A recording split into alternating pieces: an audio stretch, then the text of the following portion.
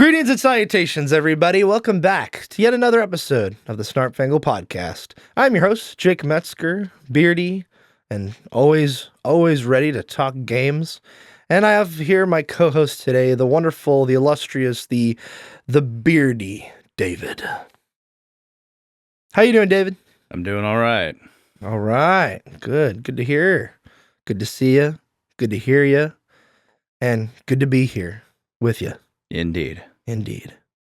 For comments, concerns, thoughts, and ideas, and what you think, send them on over to send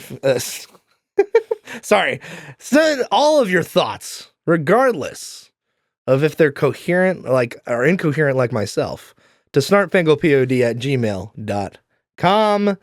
David, here we are yet again on another episode, and you have something you've brought to the congregation of Snarp Fangle, and I'm very intrigued to hear it. I'm very intrigued to discuss it, because it's overdue for quite a while, I think.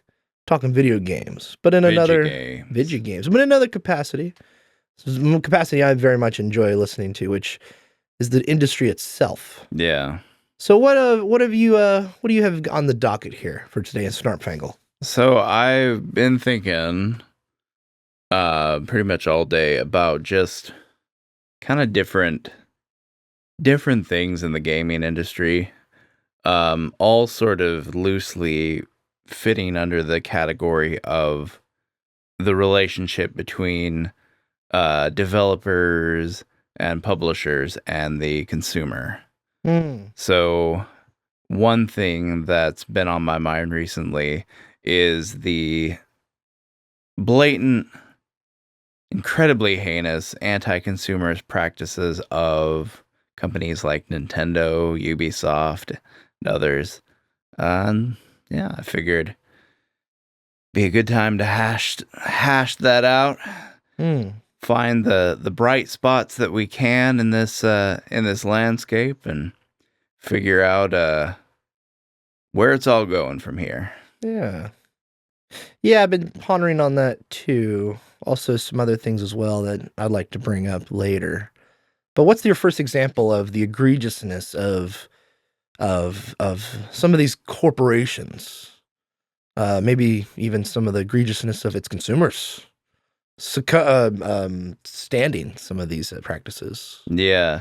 One thing that I did want to talk about is Ubisoft and their end user license agreement. So apparently this is not a new thing. When I first heard this story, I thought it was something that they added like recently, but turns out it's not a new thing. It's just that finally somebody read far enough into the darn thing to to figure this out. So it's recently come out that within the EULA, I've never heard that word. Do people actually say EULA? Yeah, they say EULA. Okay. Yeah. EULA, the End Users License Agreement. Yeah. I knew what it stood for, but I've literally never heard anyone say it. So I was like, it seems like it should be EULA, but do people actually say that? Sounds like a strange part of the body, if not, But anyway, so somebody discovered deep within the dark caverns of Ubisoft's EULA that in the event of the agreement between Ubisoft and the consumer being terminated for whatever reason, that the expectation is that the consumer is then going to not only delete any downloaded copies of the game, but also destroy any physical copies of it that they may have in their possession. Interesting. So they're expected to do so if, say, the contract or EULA is broken. Yeah, and the implication of this is because the idea is that the agreement between Ubisoft and the consumer when a game purchase is made is a voluntary agreement that can be broken by either side for any reason, basically. And so while the idea that the game purchaser themselves is going to decide, no, I don't want to have an agreement with Ubisoft in order to play the titles that I purchased anymore. That sounds kind of ridiculous, but the Ubisoft also has power on their side. If for whatever reason they decide they don't want to support the game anymore, they don't want to list the game anymore, they don't want to sell the game anymore, that essentially that's terminating the contract between Ubisoft and the consumer.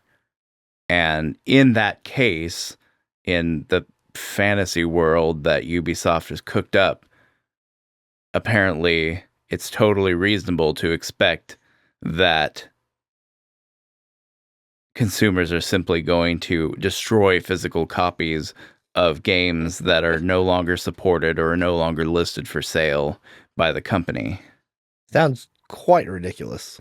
What's interesting too is they kind of basically doubled down when this was brought to people's attention. They're just like, well, it's been in the EULA for 10 years, or whatever. It's not anything new. And what's really funny is like all the replies on social media to this response was really funny, because it was basically like, oh, so you've been scummy for 10 years now. Okay, I get it. But yeah, it's all kind of part of this philosophy that they have, that they seem to be moving towards, that they don't want gamers to own games anymore. In fact, they made a statement in 2024, I believe. Come on. That I'd like to read, because I find it very, very interesting look into their philosophy of what game ownership looks like and the value of game ownership and such. And I think it's kind of a reason why stuff like this seems to happen. So this was one of their representatives was, I believe, talking about some kind of like game streaming service that they were planning on doing or have done. I haven't really looked into it. So I don't know any details about this. It could already have been out, and for all I know, I don't even know what it is. I just have saw this in isolation. Okay. And I thought it was fascinating, so I wanted to read it. One of the things we saw that gamers are used to, a little bit like DVD having and owning their games, he said, that's the consumer shift that needs to happen. They got comfortable not owning their CD collection or DVD collection. That's a transformation that's been a bit slower to happen in games. As gamers grow comfortable in that aspect, you don't lose your progress. If you resume your game at another time, your progress file is still there. That's not been deleted. You don't lose what you've built in the game or your engagement with the game. So it's about feeling comfortable with not owning your game. And doesn't that sound amazingly Orwellian? Well, also they're from France, so you got to expect some kind of Orwellianness from them, being part of the European Union. Yeah, it's really funny too. It basically echoes what Klaus Schwab said. That famous "You'll own nothing and be happy" article that they put out that got quietly disappeared from the internet after people read it and decided that, no, I don't like that. Yeah, definitely. Yeah. Well, Ubisoft's an interesting example out of the bigger companies of the games industry when you look at them. I remember actually seeing last year, I believe it's also in the EULA, that if you don't log into your Ubisoft account, like your Ubisoft account you make to sync your saves, or on Ubisoft Uplay account on PC, if you don't log into your account within a year of when you first log into when you've last logged into now, your account will get deleted. Like that's actually in the EULA for, I believe, the Uplay account specifically, which is really interesting because say I log in today, and and when we're recording this podcast, and I don't log until like 366 days after the day we record here. When I do log in, I don't know if my account's going to be there, basically. Even though I spent a lot of money on the games, I've redeemed games from other platforms on that platform on the Uplay account, and all this other stuff, syncing my Assassin's Creed saves, the Rayman games, all that kind of stuff. It just has a chance to be gone if a user is inactive for more than a year, which is really crazy when you think about that. It's like, man, they are just basically telling shareholders with this like method, like, oh, we've lost users. But it's like of Uplay specifically. Yeah, that's so weird to me. It's like they expect that the consumer is simply going to be like, oh yeah, my Uplay account, that's that critically important thing. Yeah. It's like, that's like you make a Steam account in 2004 when Half-Life 2 comes out, and then you don't log into it for about a year or two because you just came in for that account for that one game, and then it's gone by 2005. And you're like, wait, what the heck? It's gone? yeah. All my purchases? And it's just really, it's asinine is what it is. Yeah, and it's like making a Uplay account isn't something that people are like, yeah, this is like an integral part of the gaming experience. I better make sure to keep current on this. It's a nuisance that people put up with in order to play the games they want to play. Mm-hmm. And Ubisoft treating this like, oh, now you gotta not only do you gotta go through this nuisance to play our games, but you gotta pay extra attention to make sure you don't forget about this stupid thing that we totally didn't have to do in order to sell you games. Yeah, it's all about just trying to get the most engagement out of your players, regardless of what is happening around them. And it's really like, it's basically a fear tactic is what that is. And I remember when that came out, I don't know if they had a statement about it, but it was a big kerfluffle. Like, hey, what the heck? What's going on here? And apparently it was in the EULA for again, years. And people found out about it because they didn't log in for more than a year. And turns out their account was deleted with all of their games. And it's like, dude, this is so messed up. Pure anti-consumerism is what it is. But to provide a little context, Ubisoft is just kind of an asinine company in general. I mean, the Yves Guillemot and the Yves family, have run that company into the ground for, more than a decade, I would say.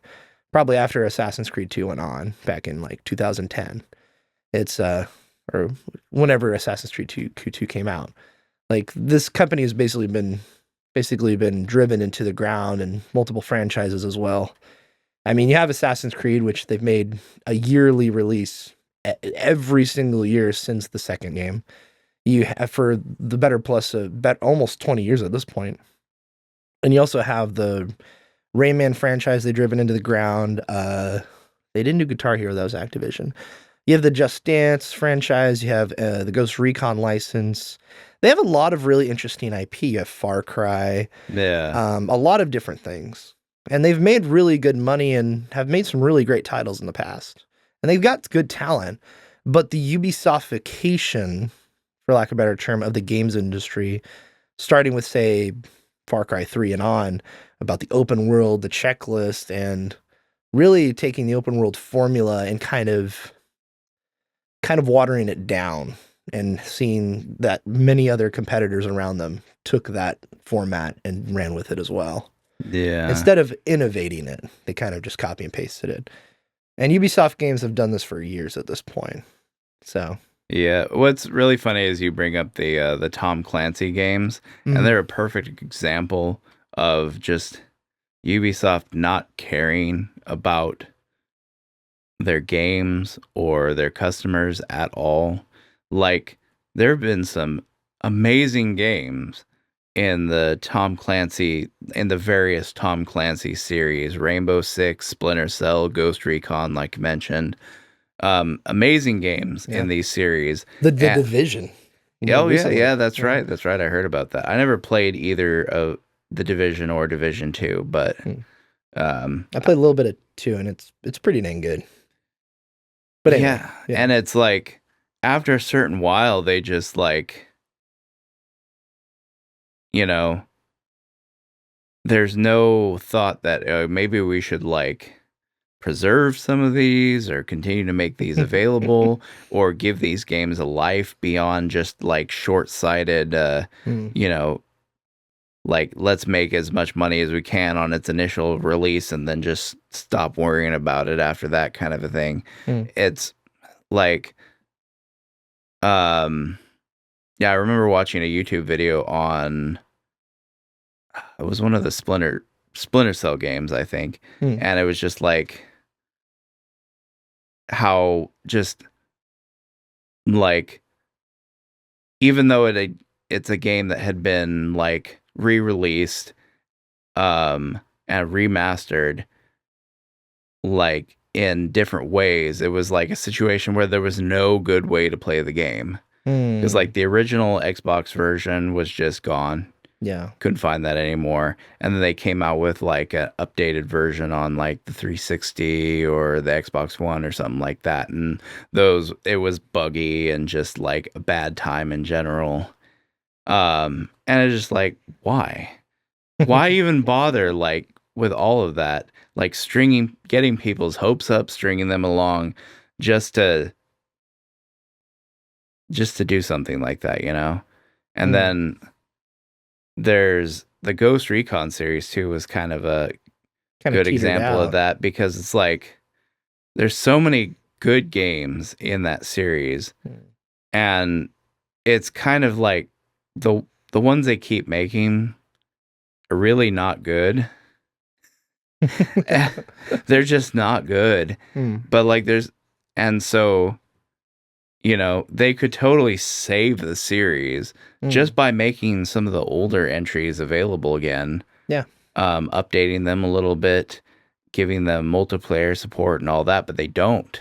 Hmm. Um, I was really, really lucky to stumble upon the PC version of Ghost Recon Advanced Warfighter 2, still available on Amazon of all Of places. all places. And I just bought a license and downloaded the game, and it totally still runs on Windows 10 and 11. Yeah. And It's a good game. like yeah, it's a great game. The only problem is there's no more server support for online multiplayer.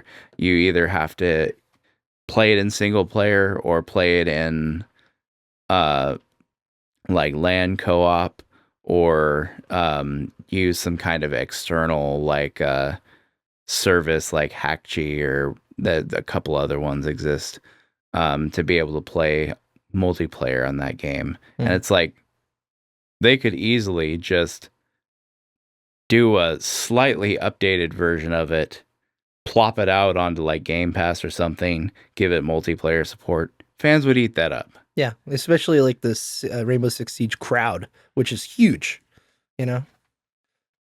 But I think, and don't get me wrong, I think that Ubisoft have proved time and time again they can revitalize franchises and do it really well. I mean, just look at Assassin's Creed. They ran that sucker into the ground for multiple entries, and then they said, "All right, let's take it back to the drawing board and kind of revitalize it with." I think they started with Assassin's Creed Origins, which was the Egypt title, and then they kind of finalized that revitalization, for lack of a better term. They revitalized that when Odyssey came out, which was about the Greek entry. And that game, when that came out, people were like, "Whoa, Assassin's Creed's back." Yeah, it's still the open world checklist Ubisoft kind of title, but they took care of the story and the way it was. It's a very grindy game. You know, it has its faults. It also was a controversy when that came out where if you buy a booster pack, like the gold version, for example, you get a double XP. And that actually makes the game incredibly more enjoyable versus Interesting. grinding than the standard version. However, the reason they did that is because they had competition with The Witcher 3, which came out years prior. Oh, yeah. So they saw that and they said, you know what? They're eating our lunch. We want that back.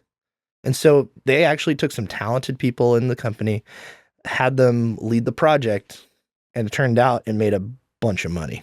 And the work paid off. Now, they tried to do that with, the next entry, Valhalla. And after that, that was kind of a mess. And then they tried to take it back to like the olden times, like with Mirage that just came out, which is a more callback to Assassin's Creed 1 and 2. So it's really interesting to see them taking a franchise, revitalizing it, and like taking the bones and rebuilding it in a certain way. Yeah. But they then run it into the ground again. Far Cry is in a similar situation. Apparently the new Far Cry 7 that's coming out is basically a callback to 3 in the sense of it's a smaller title. And it has some interesting mechanics, like imagine Majora, like the game, apparently you have to beat it within an in-game clock of like 30 hours or something. Oh, interesting. So you have to be within that time, otherwise the main mission fails. And it's basically incorporating a little bit of Majora's Mask kind of elements into this Far Cry game. And somewhat. That's what the rumors are saying. Yeah. But even that, I'm like, that sounds really cool. And kind of ballsy that they're going to try that. Who knows what they're going to do? They're probably going to make it very vanilla in the sense. Yeah, Far Cry has always been an interesting series. Like the OG was such an ambitious title. Yeah, I played the OG on it was really fun. Like I played it way after in its prime, but the first one's fun. And then they basically just let that sit for a long time because, obviously Crytek didn't want to be associated with that anymore. Or I'm assuming they made some kind of deal with Ubisoft to sell them the rights to Far Cry or something, so they could go off on their own and develop Crysis. That's what I'm assuming happened. I don't know the details. But yeah, so basically Crytek just went off and did their own thing, and Ubisoft had this Far Cry game just sitting around collecting dust. Yeah. And then out of nowhere, they plopped out Far Cry 2, which I didn't play. And then they just kind of turned it into a series. Yeah. And it was kind of interesting because there's a lot of good in the series. Yeah. I really enjoyed 4. Me too. 4 was a lot of And fun. I've heard that 5's also a lot of fun too. With the Montana setting. Yes, that's the one. And I've heard that one's good. And I think I played a little bit of Far Cry Primal. That's pretty good too. Yeah. But different. But it seems like they're kind of just coasting almost. Like they could develop this franchise into something so much better. Yeah. But it seems like they're just kind of content to do good enough, basically. Yeah, and they're kind of a weird example in the games industry where they employ over 10,000 people, which is really insane when you think about it. That's more than the entirety of what PlayStation employs. Like the entirety of the PlayStation company, Ubisoft employs about 2/3 more, or 1/3 of more of that amount of workforce, which is crazy. They're a global company in that sense. But when you have that many people to pay to work on these games, you got to get really creative in how you reuse assets. Like Far Cry Primal is a great example. That's the same exact map shape from Far Cry 4, but they just put it in a prehistoric setting. And Far Cry, I think Blood Dragon's the same as 3, which was the DLC. But they made it futuristic 80s and stuff like that. Yeah. So that was when I skipped out on the Blood Dragon. I was like, what the heck is that? Yeah, what is this? So they're willing to do some really interesting things and take calculated risks, but not go all the way. I mean, Watch Dogs is a great example of that. Don't remember if you remember that, where it's this game that's like GTA, and it's like a promise of being the everything game. And then it comes out and it's not like that. Yeah. The E3 footage looked very impressive, and the actual product did not. Looked very terrible, actually. Yeah. Not saying it was a bad game, but they subverted people's expectations and kind of, for lack of a better term, kind of manipulated people. Yeah. So you remind me of one thing. So we were talking about this before. I can't remember if it was a Far Cry game or not, but there was some kind of DLC mission that they put out that used Danny Trejo. And it was like they made a deal with, I can't remember what game it was. Far Cry 6. Far Cry 6, that's what it was. Yeah. Yes. Okay, so they made a deal with him to use his likeness, and then it expired. Yeah, like a year. It expired in a year, and so they just oh, those missions aren't playable anymore. Yeah, they're like, well, if you got if you bought the DLC or whatever, you're good, but it's no longer up for purchase because the likeness we only did it for a year for some reason. Yeah. Huh? What the heck? Like the Forza games actually do that with all the cars. That's why they actually delist Forza Horizon 3 and 4 most recently in the last couple of years, because the car licenses are only good for like 5 years or something like that. Which is incredibly stupid. Yeah. And it's pricey too. Like, how much? Like, honestly. Yeah. Like, how that just shows how little they care about the consumer, that they're willing to broker all these deals which cause games to become unplayable or gone just because they were too cheap to, make deals that didn't have expiration dates. Yeah. It's with the Forza Horizon, I kind of understand, because it's like you have a bunch of car manufacturers and Audi and Ford and Chevy and all these kind of things, which I can imagine can get really pricey really quick. So they just say, hey, for 5 or 6 years, just one thing, and then we'll sign the deal. And if that gets those cars in the game and that makes those companies happy, that's great. We just have to not sell it after that, which is kind of interesting. But with the Danny Trejo thing, it's like, mother trucker, it's Danny Trejo.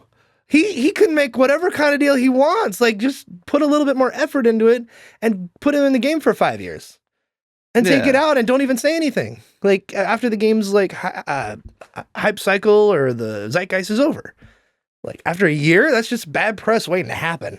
I mean, it's Danny Trejo. Do you really think he's asking for top dollar? Yeah.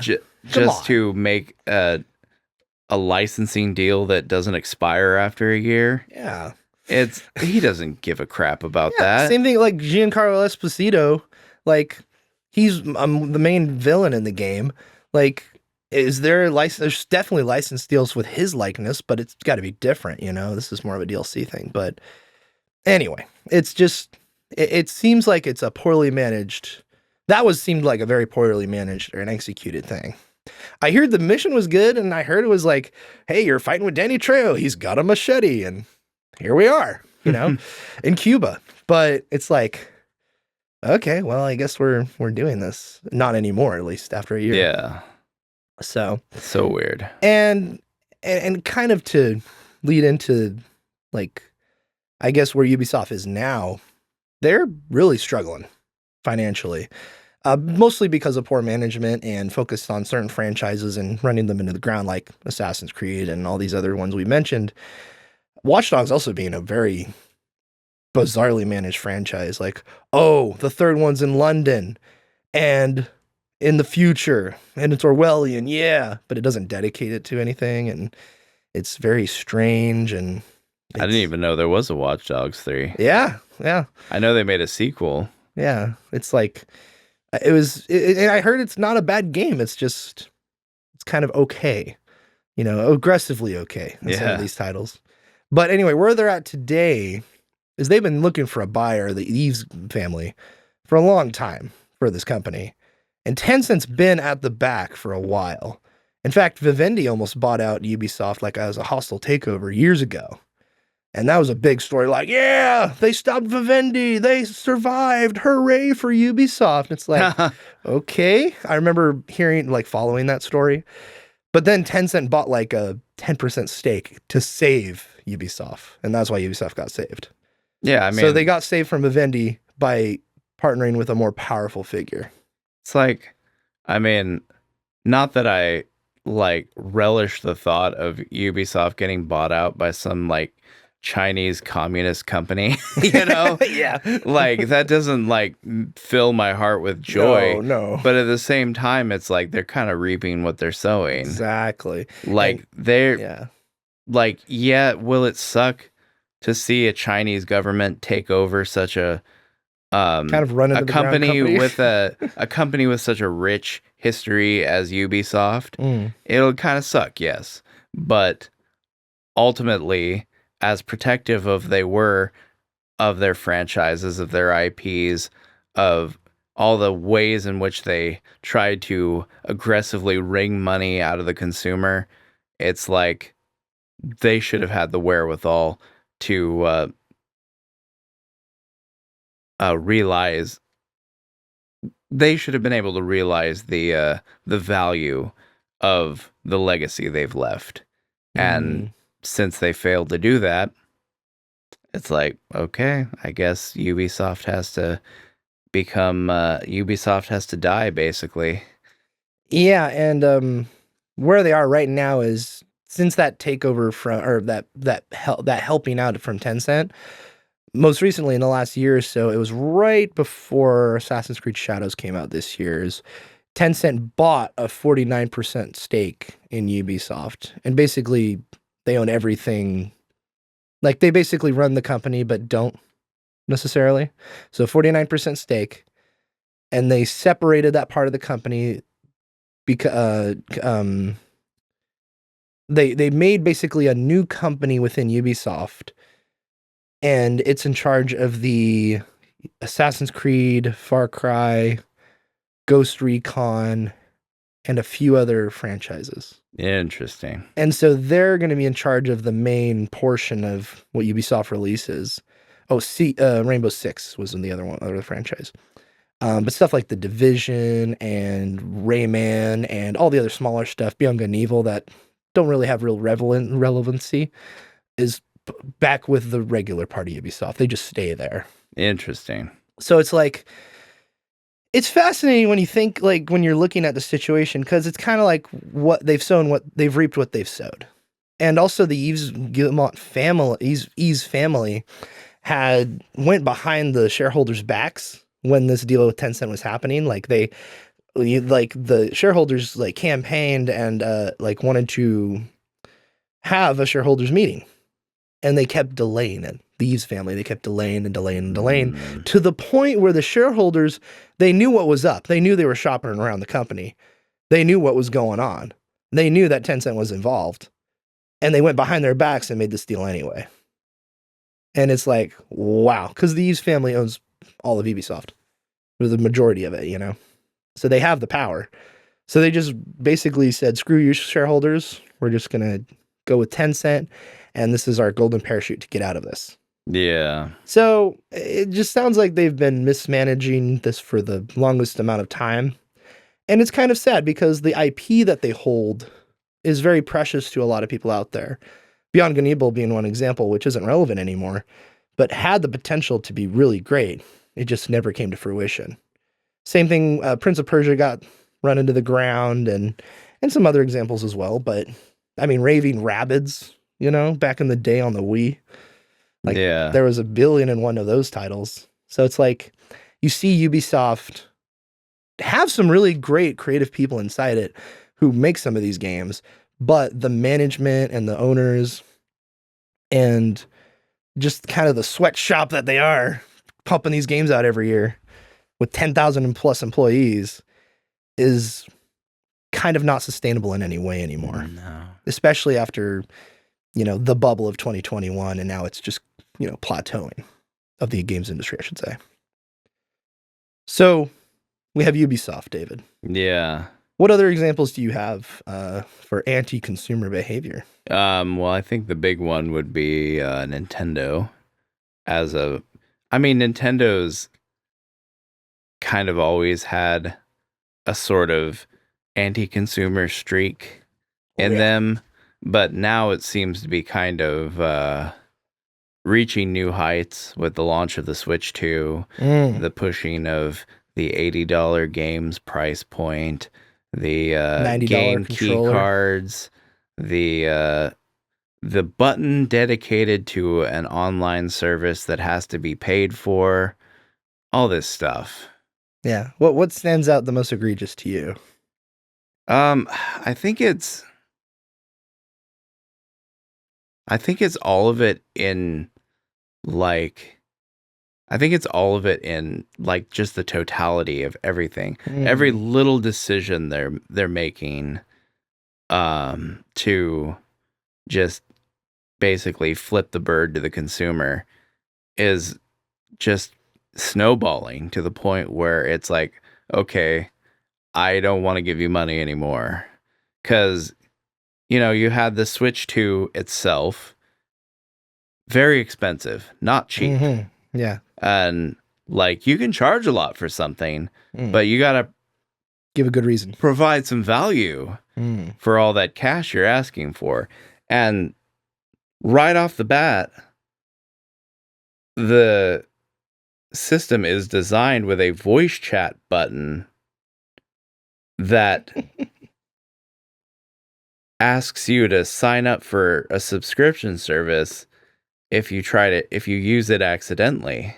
Yeah. It's like it's one of those kind of like bait and switch kind of things.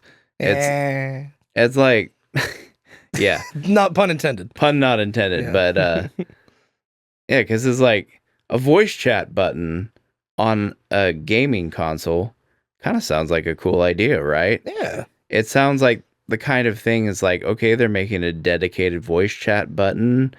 This could be pretty lucrative. Like that necessarily comes with it the idea that their voice chat is going to be awesome enough that you're going to definitely want to have the dedicated button for it, right? And the console's expensive, right? So of course they're going to they're going to provide some value for all the money you're paying them, right? Wrong. The voice chat is just literally the same dumb thing as the voice chat in literally any other online gaming service that we've had for years and years at this point. And it's tied to just the same with any other company. It's like you pay to play online, and so it's not even about the fact that you have to pay for voice chat, because you're not really paying for voice chat in any meaningful sense. It's like you're paying to play online, like literally everybody does. And if you can't play online because you're not paying for the service, then voice chat's not really useful to you now, is it? But Discord's free. Exactly. But it's this carries the idea with it that it's going to be a good product. It's going to be a good thing. They're doing something awesome with it, and if they're making a dedicated button for it. Yeah, and you can imagine that the incorporation of this button with the software to have that dedicated button, you can imagine that the incorporation and the easiness of it from Nintendo is going to be well implemented, right? Yeah. Or is it? Again, we're talking Nintendo here. By all reports, it's bog standard voice chat. And as if that weren't disappointing enough, the fact that it prompts you to purchase a Nintendo Switch Online subscription if you press the button by accident, it's just, why? Yeah. Why? If someone's not paying to play online, clearly they're not trying to voice chat with the non-existent people they're not playing against. So clearly if they push the button and they're not paying for the subscription service, it was by accident. So instead, like, you could just literally have a little empty dialogue box pop up that's like, oh, here's a voice chat lobby or whatever. Yeah, but here's your room. But there's nothing on it because you're not online, kind of a thing. Like, that would have been acceptable, like more or less acceptable. And what they could have done is they could have just added voice chat for free, but anything with video or streaming with your friends or the room stuff they introduced when they revealed the Switch 2, that's all behind the paywall. But you can do like a little voice chat, voice call with your buddy or whatever. Like limit it to like 2 or 3 people or 4 people. And then if anything after that, have everybody pay. Yeah, like that way the button's still usable and it still has a use of, obviously. Yeah, that was the thing too. It's like you could have, like, sure, the ability to play online is predicated on you having a Nintendo Switch Online membership subscription. Like, that's nothing new. Literally everybody does that. Yeah. But it's like, at least with a dedicated button, you could have had like the ability to do like message or voice call your friends on the system outside of a game or something like that. Yeah, I mean, if you go to the PlayStation or Xbox, I mean, audience out there, correct me if I'm wrong, but you can still voice chat with your buddies in an Xbox Live call. You just can't play with them. You can still chat with them though. And same thing with like free to play games, like let's say Fortnite, Rocket League, Roblox, what have you.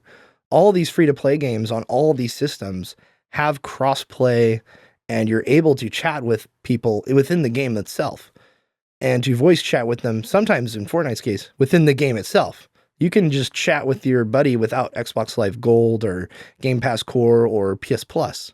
You can do that, and it doesn't negate you from, Microsoft doesn't say, you can't connect a microphone to this Xbox because you don't pay for Gold or Game Pass. Like, they don't do that. Yeah. It seems like Nintendo is, though. Yeah, it's crazy. I will say, to play devil's advocate for Nintendo, the microphone on the Switch that's built in, I've heard is pretty good, actually. And can actually pick up your voice from across the room pretty well with noise canceling enabled. Same thing with the Kinect. Back in the day, the Kinect did that. Like, was it 12 years ago at this point? With the Xbox One? Like, it was pretty dang good quality for what you don't have with you at the time. But that was 12 years ago. Yeah, that's the thing. Like, Nintendo's not the only one making good quality microphones on their hardware as just, a value proposition for the consumer. Apple does the same thing. Yeah. Like, if I open up my MacBook, the built-in microphone on my MacBook for, like, if I wanted to conference call with somebody is surprisingly decent. Yeah. And it's got some nice wizardry going on to try and keep like the echoes and stuff from happening if you're listening to the other person without headphones or something, Mm-hmm. So it's pretty good stuff. And I can call or FaceTime, call people on iMet, like using FaceTime or iMessage, whatever it's called, with other Apple devices, and I don't need to pay a subscription for that. I can just do that. Yeah. I can just make use of the thing that they've put in the MacBook that I paid for. Or you could also download Discord, which is free. Heck, Teamster, and just have a video call there as well. Yeah, it's like, sure, I get that, like, if their microphone on the Switch 2 is truly great, that's awesome. Yeah, it's awesome. But like, give the consumer ways to make use of that outside of your stupid subscription service. Yeah. Well, what about, to kind of redirect it, David, what about the pricing of the Switch? Like, just for context for the audience, like, it's $450 right now. They're about to raise the price again to $500, which is crazy because of inflation in quotes and pricing in the world, which, yeah, whatever. Sure. they're going to raise it again, but it already came out at a pretty high price point, $450. That's a lot of money.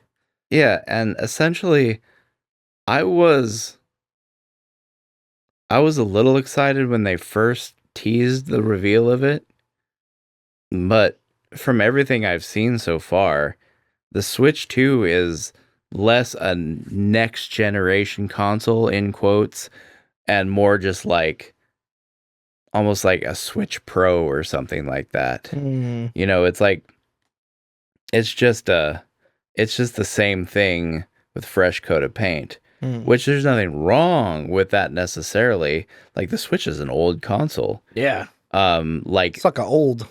Like having a newer iteration of that same format, that's a good business decision, and that's essentially, I think, what most people want anyway.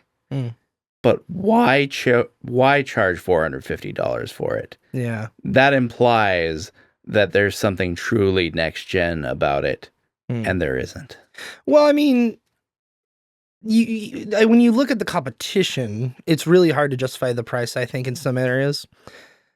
Like for the handheld PC space, for example, like you have the Steam Deck, which the base one is $400. And if you want to get like the one with more storage and the nice OLED screen, it's going to be like $550 to $600.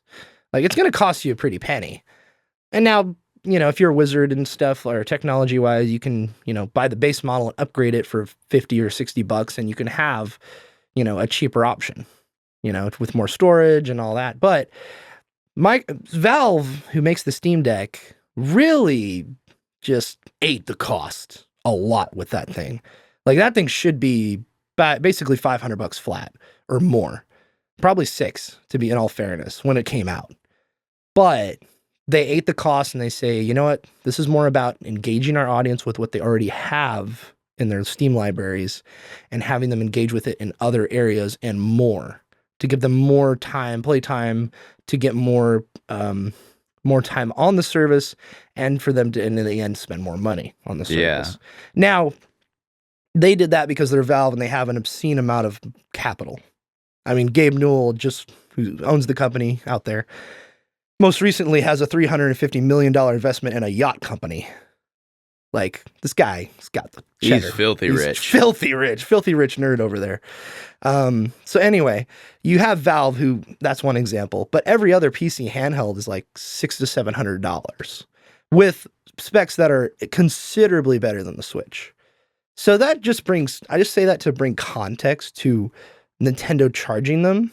But yeah, that's the thing too, is like a Steam Deck costing $600 to $700 for like a, you know, a more fully equipped upgraded model. Yeah, well, not even that, like not even $600, like $550. Like it with costing the souped up version. It costing that much, like, kind of makes sense because you can do a lot with the Steam Deck. Yeah. Like it's way more than just a portable game console. Like it's literally a PC running open source, an open source OS. Yeah. And like the sky's the limit, basically. If you can code it in Linux, you can do it on the Steam Deck. And a great example of that, David, I think I remember telling you about this, but the audience out there, I don't think I've ever mentioned this on Snarp Fangle. I went to work one day at the college, and we have you know, monitor setups with a lightning connector, like a USB-C connector. And I totally forgot my laptop at home. I'm like, crap. I have all my tabs on there, all my work stuff on there. I have everything, all my PDFs, all of my paperwork on there. What the heck do I use? And so I look and I have my Steam Deck and I'm like, no way the lightning cable is going to work. No way it's going to, you know, automatically go to the monitors. I plug it in and it flipping worked. It went onto the monitors. I had to and it automatically arrange them in the right order so the mouse can go in between. I didn't have to go into Windows display settings or any display settings at all, like you usually do in Windows, right?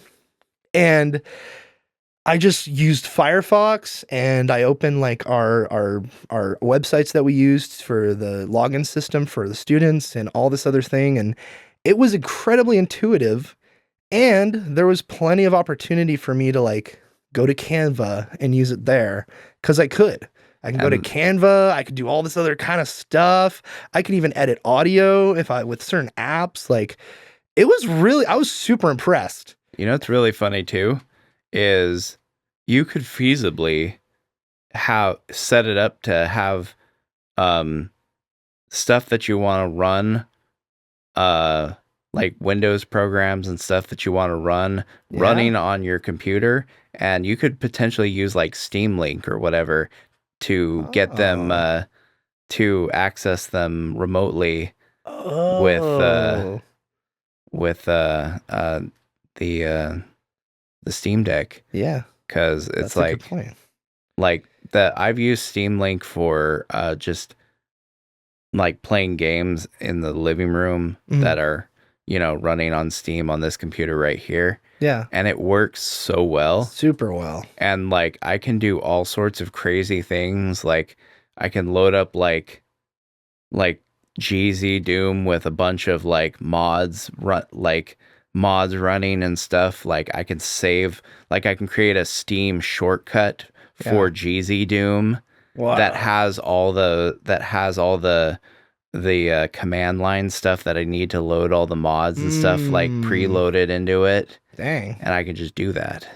Yeah, it's really impressive. Like I've even seen people like use a notepad like as an add-on to Steam. They open it up and they just press escape and now they have access to the desktop remotely. Like they don't need to install oh shoot, what's the app where you can remote in?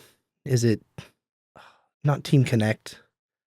What is it? We've used it with the church before. A lot of churches actually use it. What was it? Team Viewer. Team Viewer. Yeah, I've used Team Viewer to remote into my PC here at home while I'm at work, but it only gives you like an hour or two of time or whatever before you have to pay. So people have found out that, oh, you just Steam Link into your PC remotely, you use the notepad or whatever, exit out, and now you have access to the full desktop. Now, security-wise, it's probably not safe, but who cares? It's whatever, you know? So anyway, the Steam Deck, very lucrative product, offers a lot for what you're paying, and the software support and the support in general is impeccable, and it's just amazing. And it's kind of just because Valve has just been ironing itself out with the way it does things for years and years and years, right? Like they're really good at what they do. With Nintendo, on the other hand, they're always like a generation behind when it comes to implementing features. Like we're just getting voice chat and video chat now, even though that dominated the PS4 and Xbox One generation.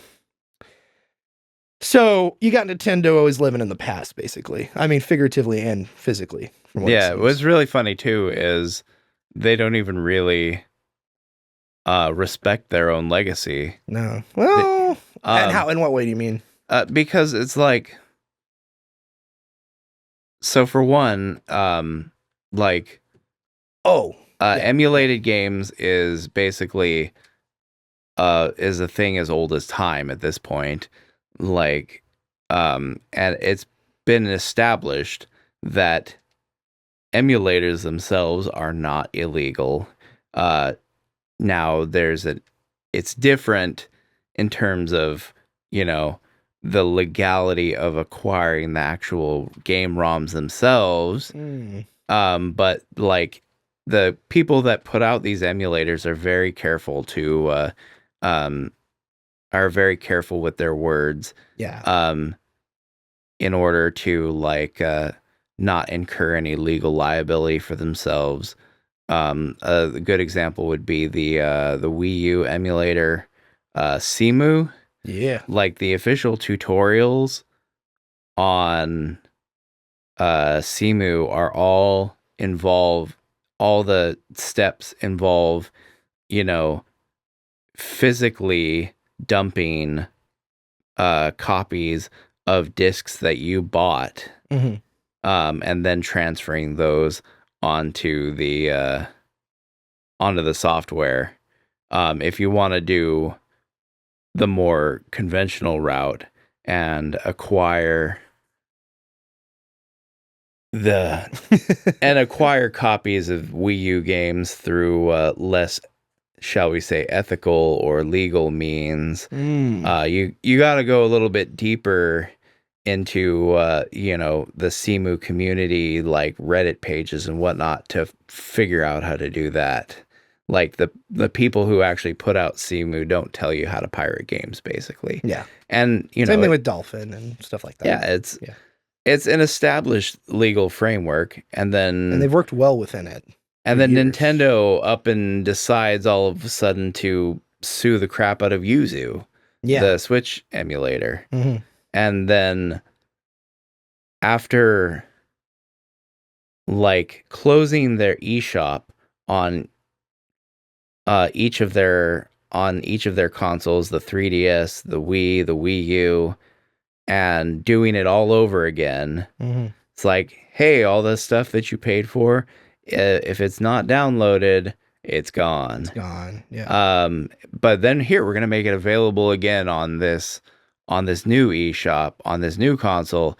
And they did that like basically 3 times in a row. Yep. And then they just basically dumped all that. It's like, now if you purchase a subscription to Nintendo Switch Online, you could play these, this limited selection of old school games. It's like Netflix, but for classic video games, basically.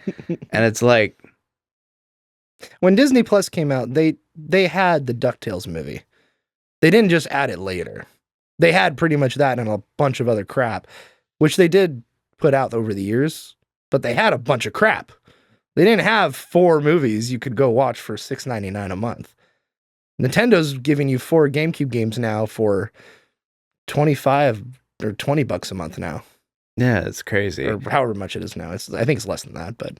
And a lot of them have issues too. From what I'm hearing, Oh, really? Some of these GameCube games are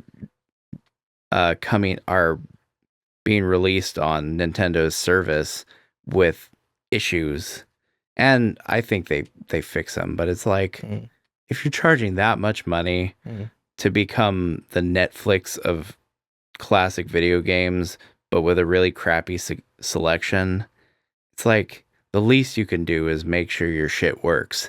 And especially with, they're using emulation, obviously, for all this stuff. Yeah. And in fact, I think what happened when Nintendo Online first came out, in whatever year it was, people went through the files of specifically the Super Mario Brothers ROM, and they found out it was a ROM tied back to an emulation site. It was a ROM that Nintendo didn't dump at all. They found it online and they used that. And it's holy crap, man. Like, I mean, if it works, it works. I get it.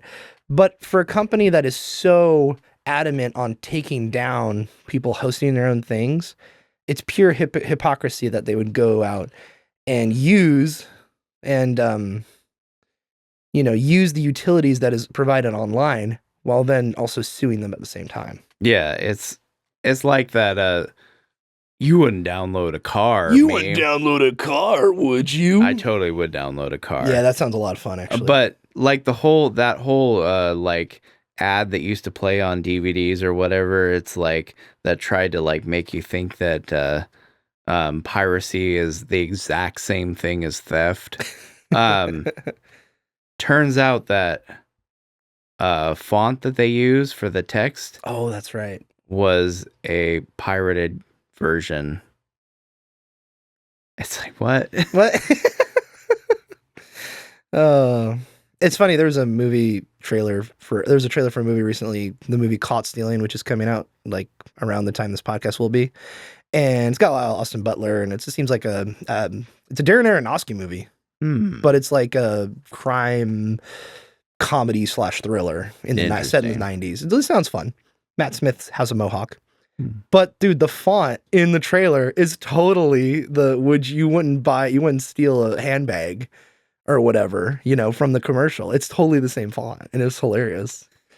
So anyway, that's funny. So back on Nintendo, they're very hypocritical.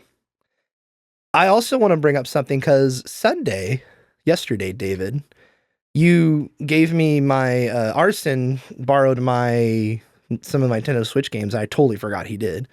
And he's like, hey, here's, his sister brought him to you at youth group, and then I got him yesterday on Sunday. And I totally forgot I gave him the Mario like 3D collection, like to borrow, which had the Mario 64, Sunshine, and Galaxy, the triple pack on Nintendo Switch. And I remember when they came out with that, they said, we're only going to be selling this for 6 months on the eShop physically. And of course, that game, everybody went out and bought it once they heard that, because Nintendo is so notoriously known for selling limited quantities of things intentionally. And then sure enough, everybody, including myself, I got it for like $45, by the way. I got a deal. But I went and bought it, and I have it, and it's just sitting on my shelf.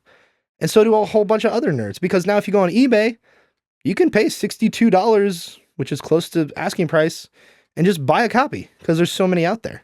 So they had an artificial scarcity thing that they've always implemented, and they just keep doing it again and again and again. And also those emulated versions of those, or those ports of those games, aren't even that great compared to some of the fan projects out there. Like, there's a great version of Super Mario 64, widescreen, HD, really good texture upgrades, that you can play on the 3DS. And it's fantastic. That's actually one of the first, like, my first long playthrough of Super Mario 64 was on my 3DS. Like, that actually got past multiple levels, because I never beat the game, but yeah, it's a great game. And I played on the 3DS. I played mine on the OG DS. That's right. I think it was the DS Lite. Yeah, the Super Mario 64 DS. Yep, right? yep. Yeah. So it's like, Nintendo's fans are somewhat to blame, I would say, for supporting this company. But they have such a handle on nostalgia, kind of like Disney, obviously. Like, Lilo and Stitch movie came out, and from what all I've heard, it was pretty bad, especially the ending and the way they changed the story in it and removed certain characters. But it still made $1 billion. Yeah. And now they're going to do a sequel. It's like people, why? Why do people go out and fund these things which are just basically the companies like flipping us the bird? Yeah, they're being lazy. And yet consumers still continue to hand them money. Yeah. My hope is that all the crap that's happening with Nintendo will at some point kind of wake people up out of that cycle, that same cycle, and be like, hey, maybe we shouldn't, maybe we should actually vote with our dollars for once and not support all this stupid crap that Nintendo does. Yeah. Well, I don't think that'll happen, honestly, because Nintendo, with the Wii U specifically, they alienated so many people with that. And the Wii was kind of an anomaly. And then when the Wii U came out, they're like, oh, everybody's just going to hop on over, right? No, that console sold 10 million units, and that was it. Like, it was nothing. Yeah, I'm still salty about that. They released an amazing refresh of Wind Waker, because the original GameCube Wind Waker is a fantastic game that's hamstrung by some very poor design decisions. Yeah. It absolutely needed a modern refresh. And they did that. And they released it on the worst console ever made. So stupid. They also released an HD version of Twilight Princess, which I would love to play, but it's on the Wii U as well. Yeah. So, yeah, it's just, I don't know, how much blame do you think the fans are for this? Because Nintendo Switch, I think this kind of goes into what I want to talk about next with the kind of plateauing of the games industry right now. But before we get into that, Nintendo's coming out with the Switch 2. It's pointed to be one of the key reasons for the game industry to grow again. As this plateauing is happening, especially in the year 2025 and the last year as well. So you have Nintendo with the Nintendo Switch. You have GTA 6 coming out next year, which of course is going to, make all the money and make consoles great again, or whatever. They're already amazing, and selling well, but now this is just going to be a big boom. And Nintendo Switch is kind of the first factor of that I've seen. It sold, 5 million units or whatever it was, and 7 million units in like 3 days, like some crazy best-selling hardware that beat the PS5 in the first time since the PS5 came out. For most, what I can see, it's a decent product. They falter in a lot of aspects, especially with the membership stuff. They're overcharging of the membership stuff. The screen. I remember hearing that the screens are kind of dinky, and the color correction is really bad on the HDR on those screens as well. Because they're high refresh rate, they had to kind of compromise and get cheaper displays for the specific iteration of the Switch 2. It just seems like there's a lot of aspects that, again, they make good price. Like Donkey Kong Bonanza looks awesome.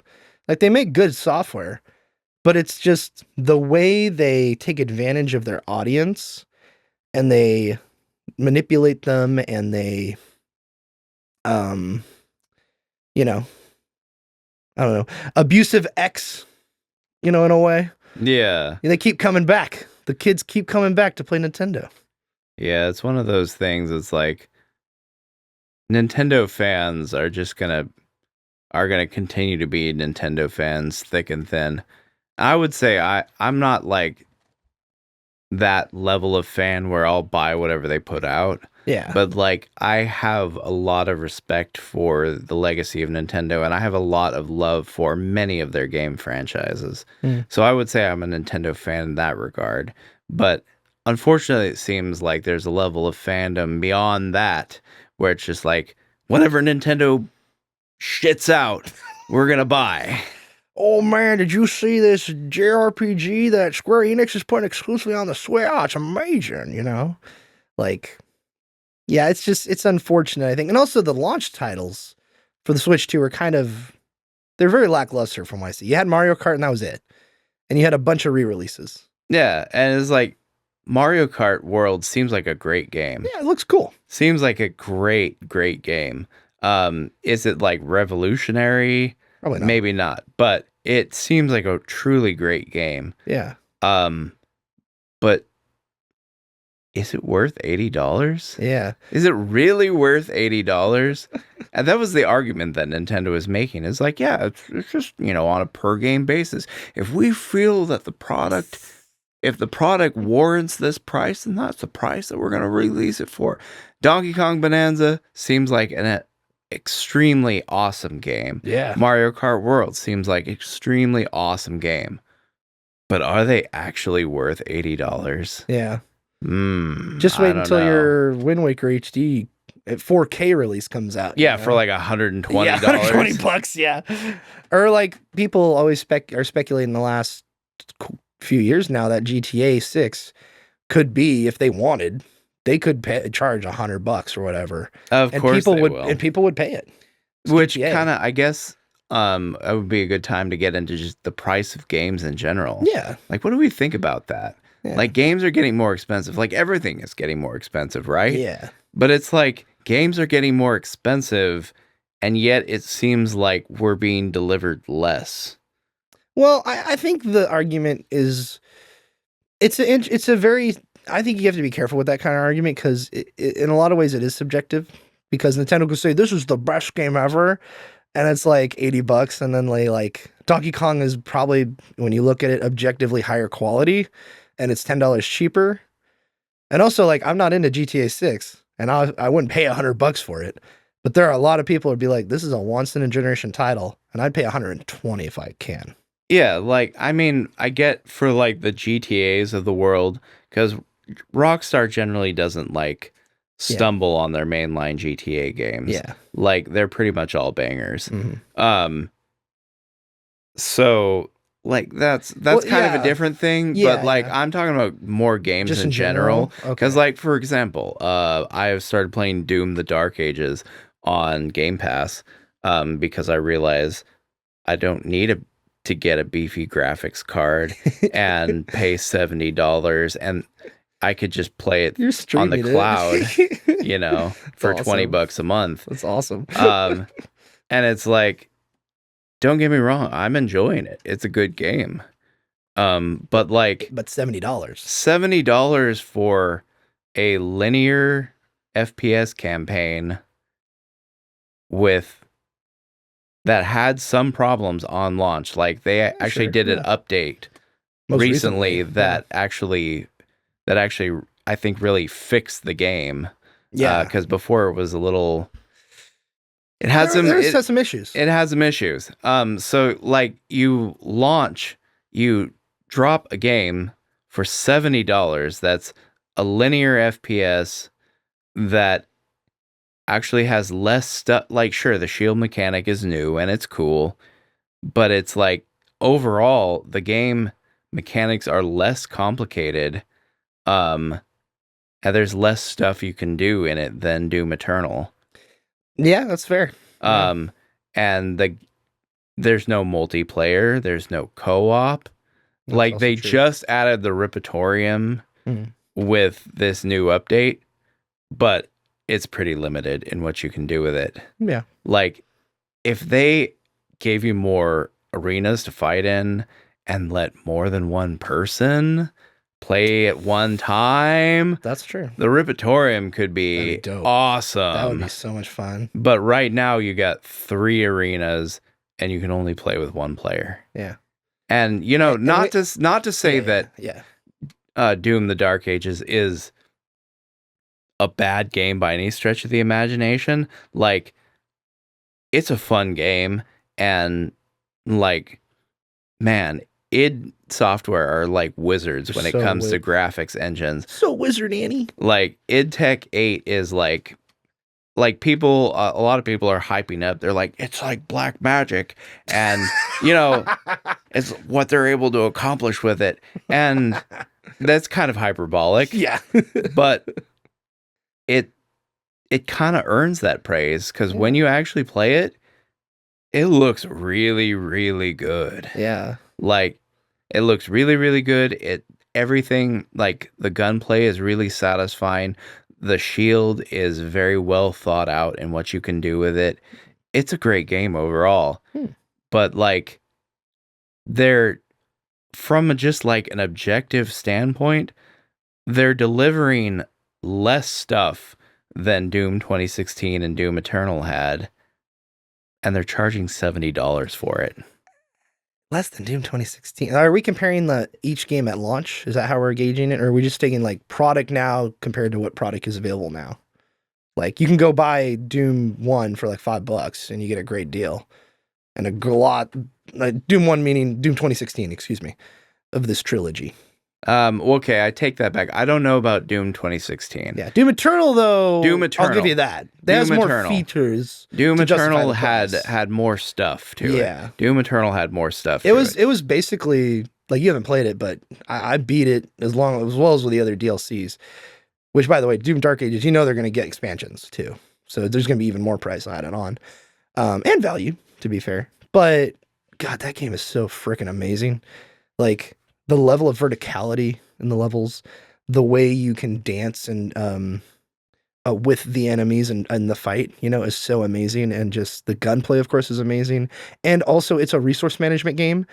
If you need armor, you have to use the flamethrower to make a enemy on fire, and then kill them, and then they'll drop armor. You're not just going to be able to swap weapons and shoot. You have to use the flamethrower to get armor. You have to use a certain other weapon and another equipment to do it. And it's just a beautiful game. Oh my God, Doom Eternal is amazing. It's hard as nails though, in a lot of areas. Like it's freaking hard, especially the DLC. Like I didn't have to turn down the difficulty at all throughout any of Doom Eternal, except for like one fight in the second DLC, which I could not get past. It was very, very difficult. But again, out of all the 20-something hours I played it, there was only one spot where I had a super impossible time of getting through it that I was suffering through. So it's pretty dang good for, out of the 20 hours, I had a half an hour I didn't like. Pretty good metrics right there. But anyway, back to this pricing thing. When you look at it, David, I think I'm fine with the prices raising up. Mostly because as a person, I'm just going to wait for a sale. But that's just me. But if you look at it, $60 games have been $60 for the last 20 plus years. So making them go $10 in 2020 when the new consoles came out, I think is perfectly fine. But now we're getting to the point where we're going to get $80 and $90 games. But we had $80 and $90 games back in the 90s. Yeah, but that was a different situation. Like, we're talking about like cartridges and the prices of those. Yeah, cartridges and the fact that like gaming wasn't as prevalent. Like, true. It just didn't have the wide audience that it does now. And let's be honest, people's disposable income back in the 90s went a lot further than money does now, just simply because of inflation. Like you could, like back in the 90s, you could, work a job, support a family, own a home, and then you would have like, yeah, things like video game consoles were expensive, but it was like you were able to, the average person was able to make it work, you know? Yeah. Now it's like people, like less people than ever own their own homes. People are marrying later. You have to have two incomes to be able to support a family. Our money is essentially worthless. And then on top of that, these game companies want to try to squeeze more money out of the consumer, you know? It just stings a little bit more nowadays than it probably did back in the 90s. I could see that. Yeah. I wasn't around back then, so I wouldn't know. I just hear about things. But I don't know, when I look at the pricing of what things have been for a while and where they are now, there's an argument that has been made that, oh, well, if they price it at $80, then you're just, they can make it very fixable and all this stuff. It's like, that's not even an argument because you're still going to get the same game they would have charged for 60. And like, say Destiny 2, like for a random example, Destiny 2, imagine it was $70. It's still going to be barren of content. It's still going to be broken servers on launch. It's still going to be all these other things. You're just paying more for it now. Yeah. And same thing with like the Ubisoft titles. Like they release the, standard, which is 70, the gold version, which is 90, and then the ultimate, which is like 110. And it's a lot of money. But they're piecing it out so that you get the most out of the package and the most out of the product at the $110 tier. Borderlands 3 or 4, which is coming out soon, is going to do the same thing, basically. Yeah, and the thing is too, it's like, but these also are big tentpole titles. Yeah, I wouldn't actually really have a problem with $80 games if publishers weren't doing all this anti-consumer stuff that they're doing now.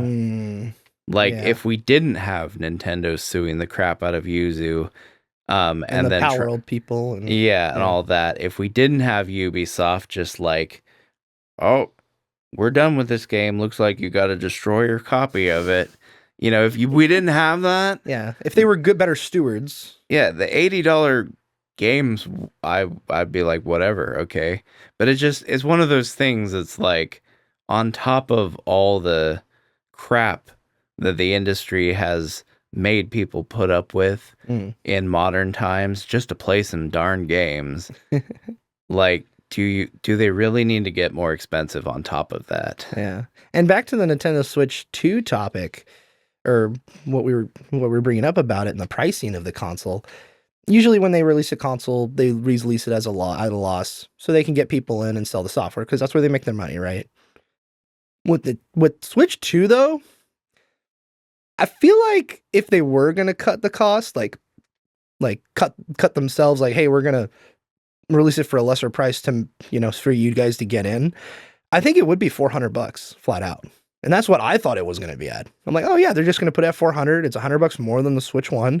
Makes a lot of sense. But they did $450 and then the bundle at $500.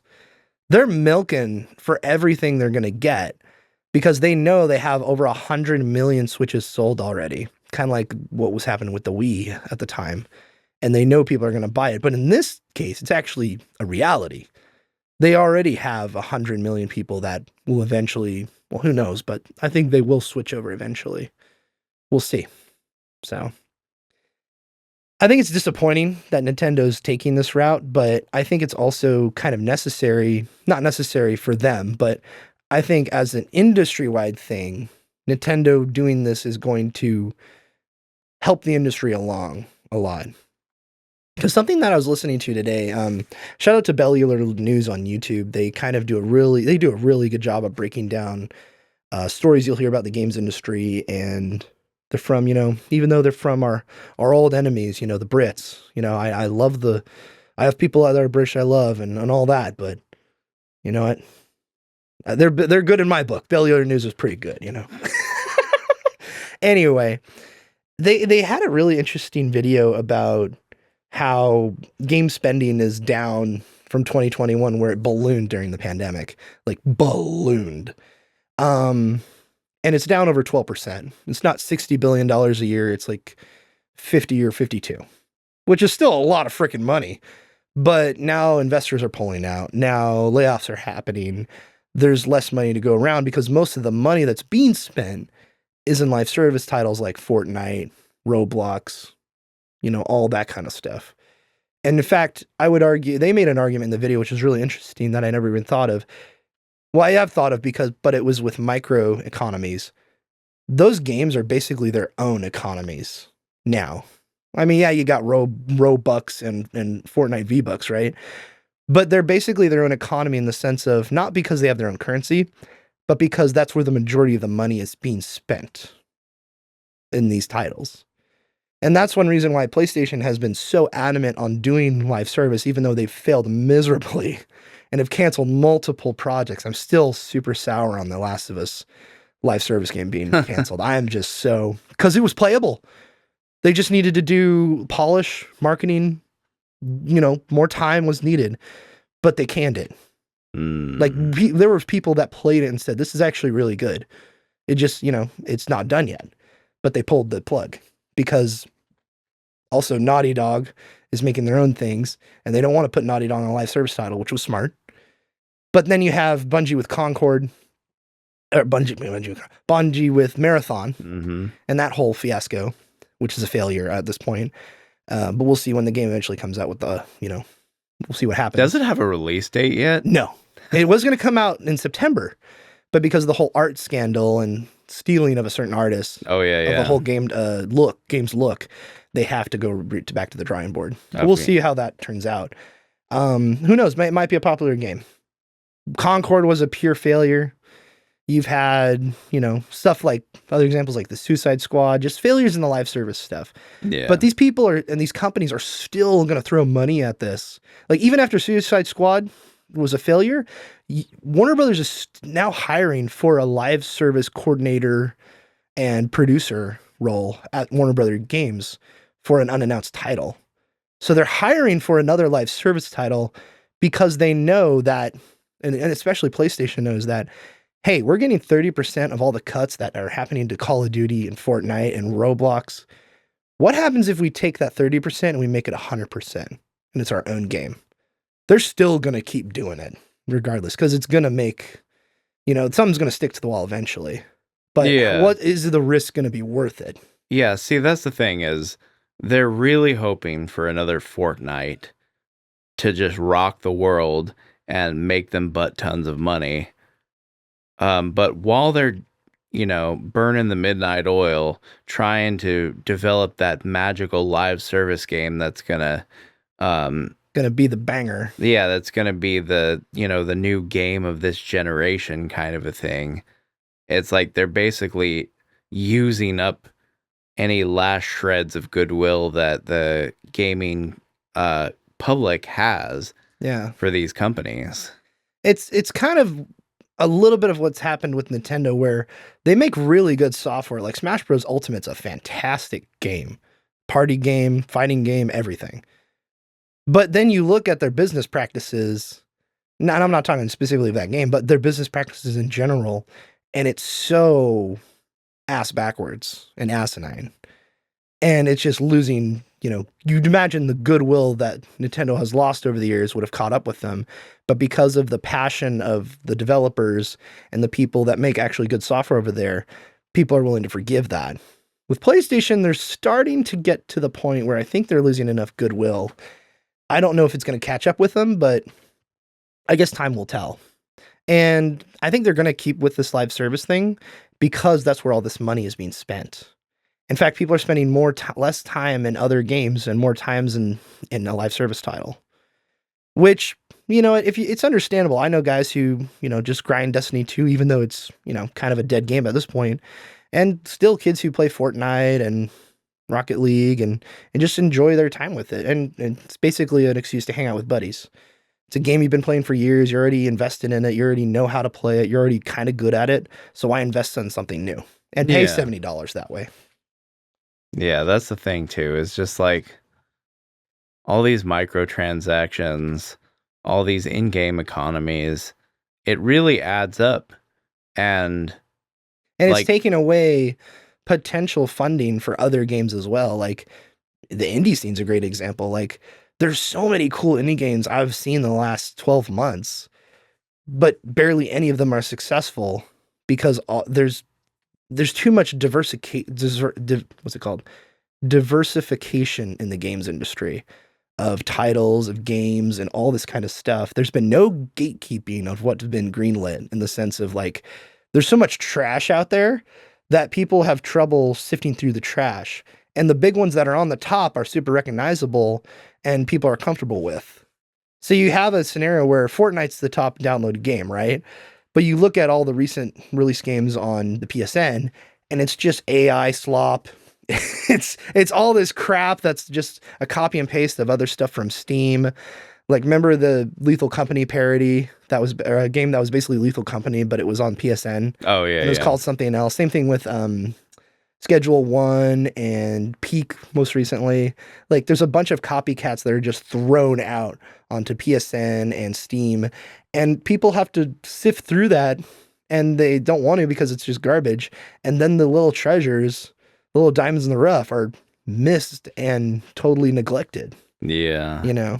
It's just kind of sad. Which is really unfortunate because, like, what has been brought to gaming through indie developers is, in my mind, has really kind of kept my hopes for gaming as a medium alive. Yeah. In these recent years. And it just seems like the opportunities for indie developers to do something truly special, do something truly creative, and have that actually released and make a mark upon the industry, like those opportunities are disappearing. And I think there's some games that are going to brute force their way through it, kind of like Battlefield 6 coming out this fall. And that is kind of a perfect storm. It's actually, Vince Zampella, who made Titanfall and the OG Call of Duty Modern Warfare and stuff, is head of Battlefield Studios, and he's campaigning on this promise of bringing Battlefield back to its roots with a bunch of funding from EA, a bunch of studios working on it. So it's kind of brute forcing its way into the industry. And it actually looks like a pretty decent game, which is like the first sign of success. So I think that game is going to do actually really well. EA has a really obscene expectation for it, like 100 million players, which Fortnite doesn't even have that. So what are they even doing? But there's games like that that are going to brute force their way into the industry, kind of like GTA 6, but which is also a great reason why Battlefield 6 is coming out, because there's not a whole lot coming out around it. You have maybe Call of Duty, but that's it. But Battlefield is new right now, even though it's the 6th entry. It's still new. Like, it looks fresh, and people are excited. It's getting people excited. Yeah. Like 500,000 people on Steam Open Beta, and that doesn't even include what happened on consoles. Like, holy crap, those numbers are awesome. And the game looks so much fun. But I guess we'll see what happens, Yeah.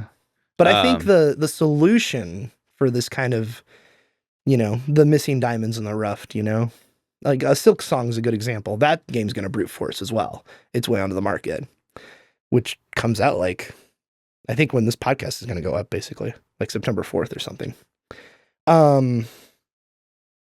But I think the solution is I want to look back to where Xbox Live Arcade and what they did.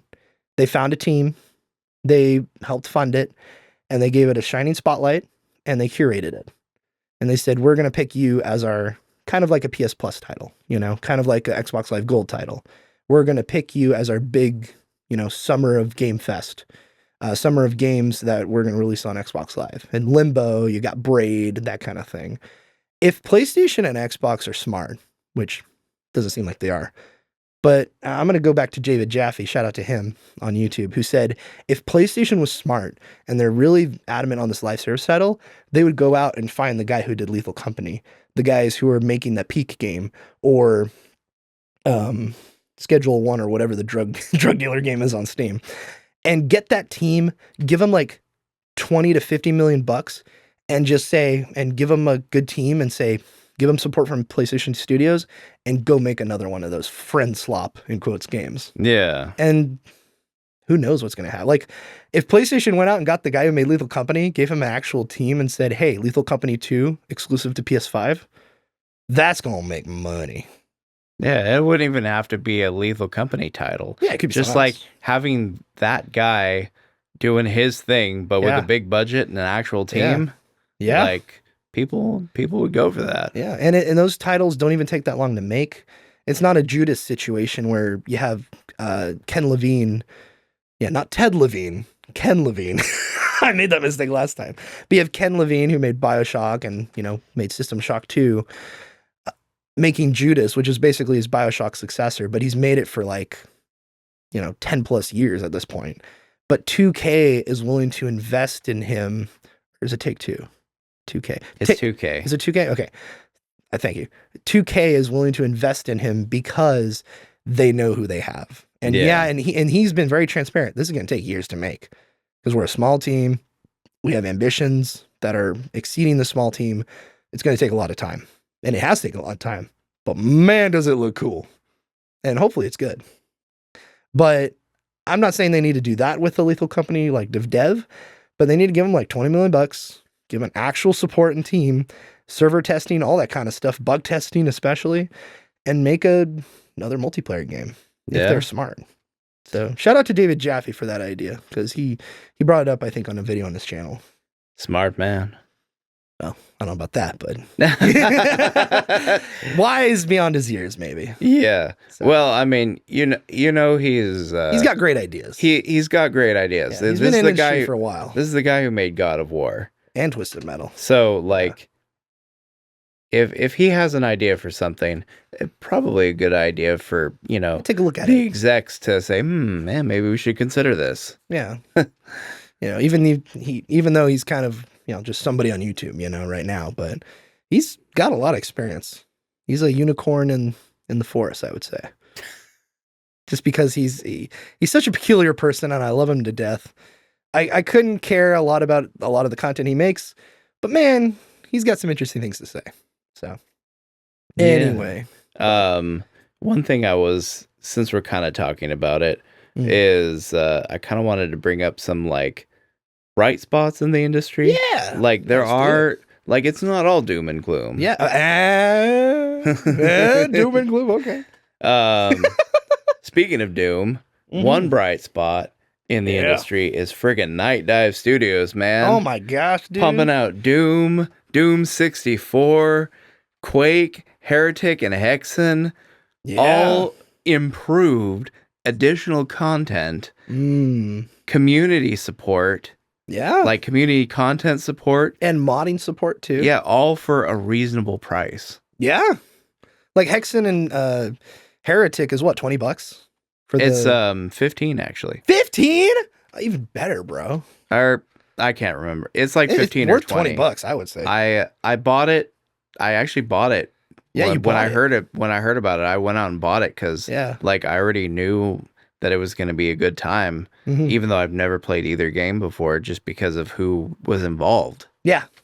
And I still haven't. I've played a little bit, but I haven't really dove into it. But I'm I'm definitely not sad that I spend the money on that. You know, like so. Yeah. Yeah, I Like, did that with the Tomb Raider trilogy re-releases they did. I bought that. I think it was like 10% on Steam, and I was like, screw it. I'm just gonna buy it, even though it's like not a deep sale that I want. I'm still gonna buy it. And man, they did such a good job re-releasing those and up-resing them, and they actually seek people out in the community that support those games by themselves and take them and hire them and help them with the project. And like there was a guy who went and remastered a bunch of textures for Tomb Raider 1, 2, and 3. And they went out, seeked him out, and said, "Hey, you want to do this and get paid?" And now he's doing the Tomb Raider games. nice. And they did 4, 5, and 6 just earlier this year. And So then, shout out to I think Aspire does some of the remakes as well. Like Dark Forces. Oh, yeah. Oh no, Night Dive did Dark Forces. So man, Night Dive is just winning, man. they're killing it, They're man. killing it. And like that's basically kind of the same thing we were talking about with David Jaffe's idea of like get the Lethal Company guy to make a multiplayer game for you, because basically the dude who's basically the lead at Night Dive Studios is, I can't remember his name, but he is a well-known figure in the Doom modding community. Oh, really? He actually reverse engineered Doom 64, like the hardware, the cartridge, Oh my God. to create a open source port that could play, that could faithfully play Doom 64. Dang. And you got the multiplayer in there too. Like this, but this was before before the Bethesda release. Dang. So he just did that of his own accord. Yeah. And then Bethesda's like, we need to get that guy on our side. Mm-hmm. And so they basically hired him to put out Doom 64 in like a legit re-release of it after he had already done the work, basically. Yeah, and also the Turok games are another great example that Night Dive have done. Like I remember buying the first Turok on, I think, GOG. And I was playing through it and I'm like, I mean, I have no nostalgia for this game. I remember seeing the cartridge growing up. I remember playing a little bit of it. I think we had the first one, but we didn't have the expansion pack, so it was all black. Like it was just foggy and it was foggy. But it was also, the fog was black, so you literally couldn't see anything because the textures wouldn't load. Same thing with Doom 64 actually. So if you don't have the expansion pack. So like I played a good chunk of Turok 1 on PC, and man, just they've done such an amazing job up-resing all those, and same thing with Turok 2. And like if anybody deserves the money, Night Dive. Like holy crap, man. Like congratulations to them. I hope they get all the licenses. I can't wait for Dark Forces 2, David. Like that's my ish right there that I grew up playing on PC is Jedi Knight Dark Forces 2. I started playing the OG Dark Forces they came out with last year or this year, I can't remember. But man, is it really, it's a fun game too. It's a Doom clone. Like it's awesome. It's a good time. And man, like Night Dive is just awesome. Yeah. One other one that I'm kind of excited for, I don't know if I'm going to play it like the day that it launches or anything, because it's $70, but I am pretty excited to try it out at some point, is the remake of Metal Gear Solid 3. Yeah. Yeah. Yeah, it seems like they're doing a pretty decent job with remaking that and being faithful to it. I've seen some reviews on it, and I hear the performance is pretty bad, but overall I heard it's okay. Is that right? I haven't heard the performance being bad. I've heard that it's not like locked at 60 frames a second. Yeah. But I haven't heard any that it's like bad. Like the reviews that I've seen say the performance is pretty good. Oh, okay. It's just not perfect. Yeah. But it's definitely like it's still pretty good. Yeah. But like overall, from what I can see, it seems like they did a really good job, like just doing a faithful update of that game for a newer generation. Yeah. And like I played a little bit of it back in the day, but as much as I enjoyed the concept of it, I found it to be really clunky. And I don't have a whole lot of patience for games that are really clunky. Mm-hmm. So it seems like, along with the graphical facelift, they've kind of, from what I can tell, it seems like they've ironed out some of the clunkiness of the OG game. And so I'm excited to, at some point, um, get it and see what I missed all those years ago. Yeah. And speaking of bright spots, like I know we were trashing on Nintendo, but we were also singing its praises a little bit. Donkey Kong Bonanza, that looks amazing. Like I was watching Donkey's videos on it, and I'm like, this is an actual video game, and it's pretty dang cool. Like I haven't played it, but man, Nintendo and the Mario Odyssey team, they cooked. And the whole little thing about Pauline hanging on to you the whole time and just, going on this adventure, it's super cute. Yeah, it looks really cool. Yeah. Now, I'm not going to get a Switch anytime soon, but. I guess we'll just have to wait for Yuzu 2 to come out. Play it on my Steam Deck 2 when it comes out next year, Well, speaking of Steam Deck again. I mean, we already sang its praises, but it's such a good product. And even today, and they're getting cheaper in terms of more inexpensive. You can do more with them now. There's rumors that they're going to add Game Pass to Steam, as a cloud streaming app. Mm-hmm. That would be awesome. Cool. There's some really cool stuff I think that's going to happen. And if the timing is right, we'll probably get the Steam Deck 2 either next year or 2027, depending on what's going on in the industry. And I think this was a great product that they put out, which just nailed it in every aspect, I would say. The software updates are immaculately fast and efficient and get out of the way really well. Built-in shader compilations for all the games on Steam that is also collective natively into the servers from people who play the actual games. So the games load and run better and faster. Interesting. Really, because of the way Linux runs the Windows EXEs and stuff like that. Yeah. And with that whole database being built, you now have Steam Deck 2 potentially being in every way better. Release it with a terabyte of storage, SSD, blazing fast SSD stuff. Make sure it's a bigger, beefier graphics chip.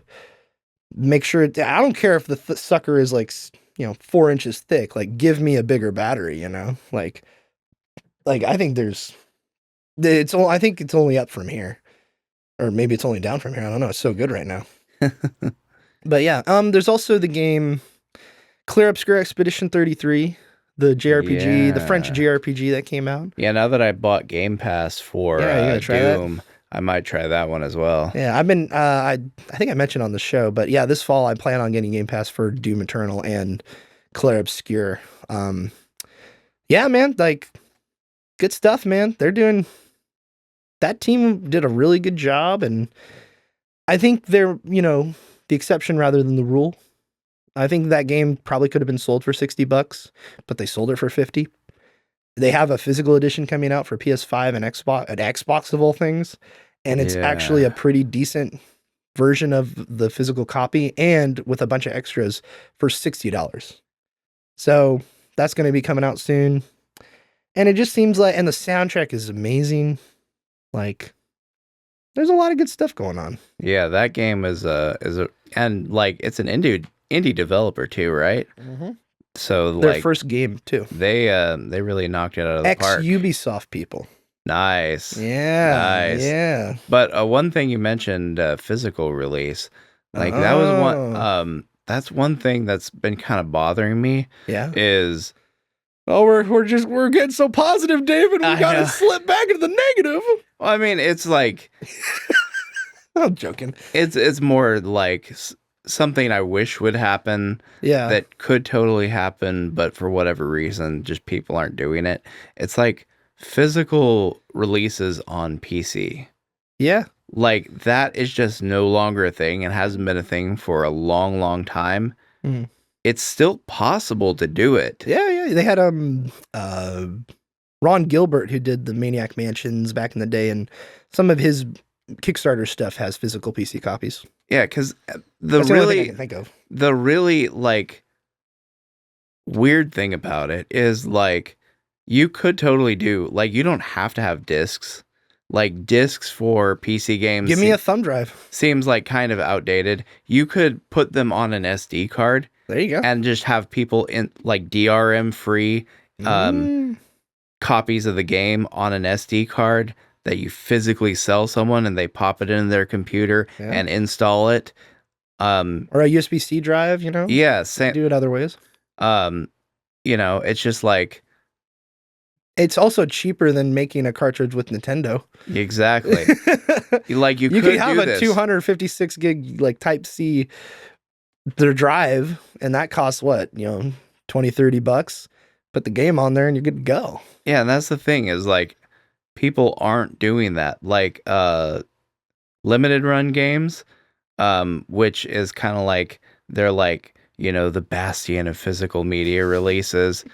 Sure, more or less, yeah. Because they're the most prolific company that's doing physical releases of games. And even though you get your shipments a year or 2 years later, they're still reliable in getting you your product. They do give it to you. Yeah, just you gotta wait a year. They have a lot of problems that need to be ironed out. Yeah, but I would say I would applaud them just for being a high profile releaser of physical games. Yeah.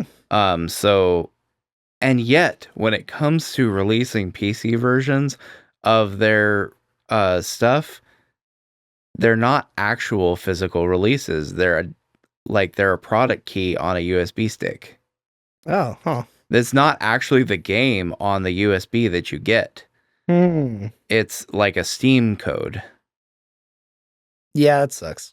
Yeah, that's the thing. Is like nobody is doing physical media on PC. Yeah. The company that is most known for doing physical releases of stuff, like limited run games, they just made an updated version of Doom for the Super Nintendo. That's true. They literally took the chip that's used in the Raspberry Pi and they inserted it in place of the old Super FX2 chip so that the Super Nintendo cartridge would actually have enough processing power to be able to run Doom. And then they, alongside it, released a custom Super Nintendo controller. It's not like a USB controller that you need an adapter for. It's a legit Super Nintendo controller. Oh, yeah. That has rumble support. Like it has rumble motors in it, and then they coded rumble support into the Doom cart. And then they released that the code for that to the public so that other developers, if they want to do retro games with rumble support, like retro Super Nintendo style games with rumble support, they can just make use of that code. Star Fox 2, baby. And that's a thing that needs to see a re-release too, is because Star Fox 2, like I got the SNES Classic that had it as like an unlockable bonus because it was never released, right? Yeah. And like that game was so ambitious for its time. Dude, yeah. But it was too much. It was too much for this the technology, the Super Nintendo to handle. So it plays like crap.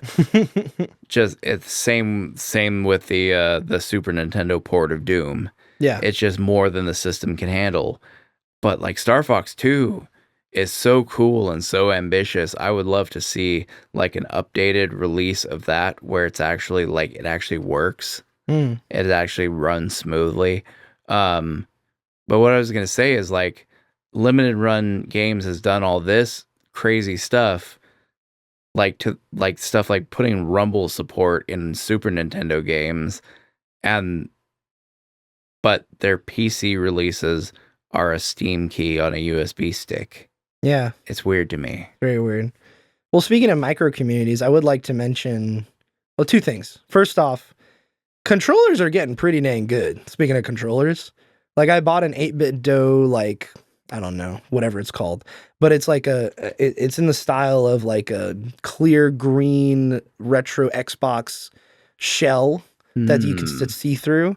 It's got rumble, it's got Bluetooth, it's got multiple profiles you can set on it. I can't remember what it's called for the love of me, or the life of me. The love of me? I don't know if that's a term. But anyway, this controller, it was $50. And I think I got it for like on sale 45. I think it was like 60, but I got it on sale for like 50 or whatever. And it's got its own stand that's a charging stand. It's got built-in rumble. It's got Hall effect sticks. It's got Bluetooth. It can automatically connect to your Xbox. It has the built-in Xbox connector, like wirelessly. So you can pair it with your Xbox One or Xbox Series. It's got you can hook it up with a cable if you want. It's also got a little dongle that you can put in your PC and connect it that way. And that's how I use it with my PC.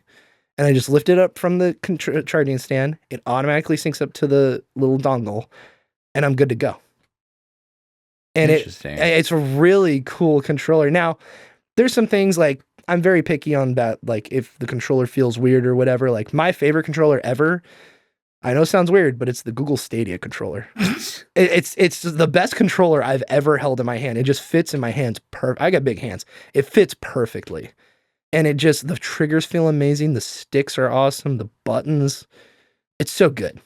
And this one is not like that, but it's a pretty dang good controller. And for $50, it's worth the money. And 8BitDo and these third-party companies have gotten so good at making third-party stuff for the Switch and the Xbox and the PlayStation that, man, they are mastering their craft. And it's no longer, and look, it's $50. Like, that's not, a third-party controller from the GameCube that you give your buddy, if you're playing Smash Bros. So he can lose.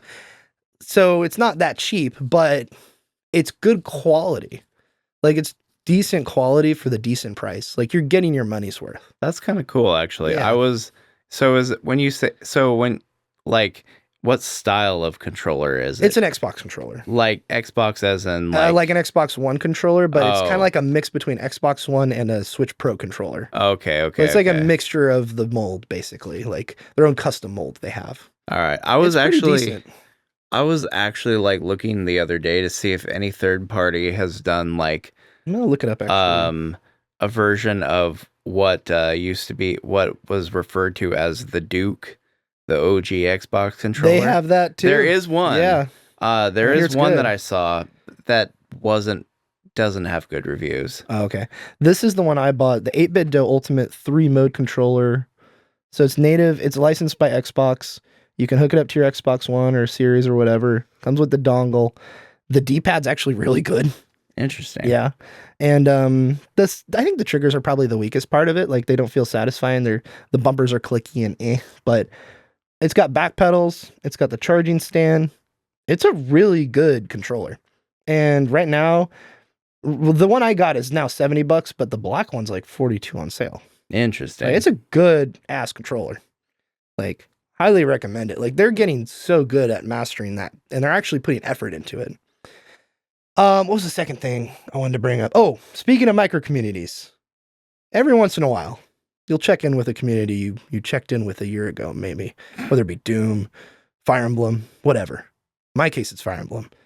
And randomly, Google suggested to me, hey, there's a new ROM hack for Fire Emblem 8, the Sacred Stone's Game Boy title, which is my favorite ever Fire Emblem game. And there's a new ROM hack, and it's called The Shadow of Dawn. And it's got all original characters, all original maps, all original support conversations.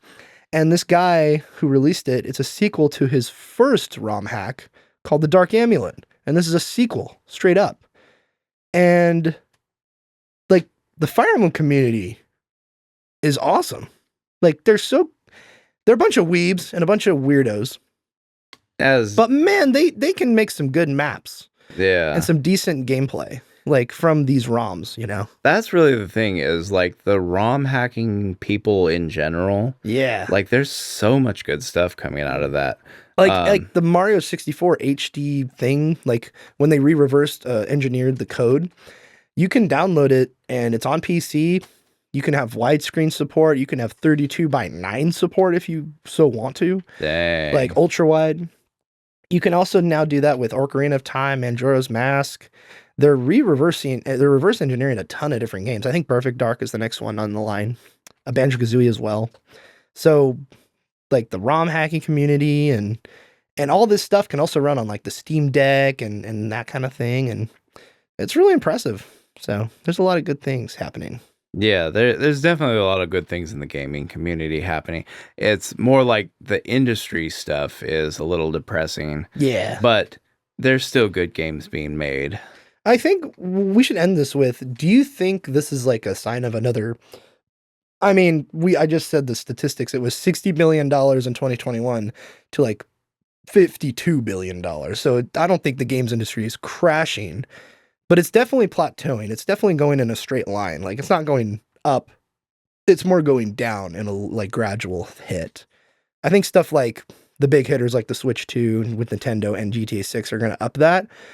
But what do you think about this plateau? Is it with the layoffs and everything with the industry? Like, I don't know. I think there's a lot of bad news out there, but yeah, you think we're in a crash, David? I don't know if we're going to crash necessarily, but I do think that the current model is not sustainable.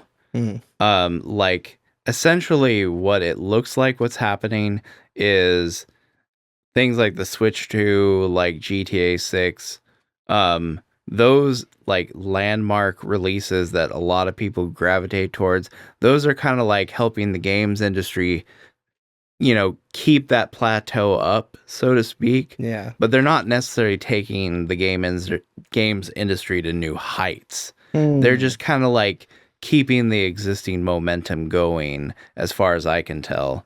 So it's like, well, I don't know how sustainable long term this cycle is.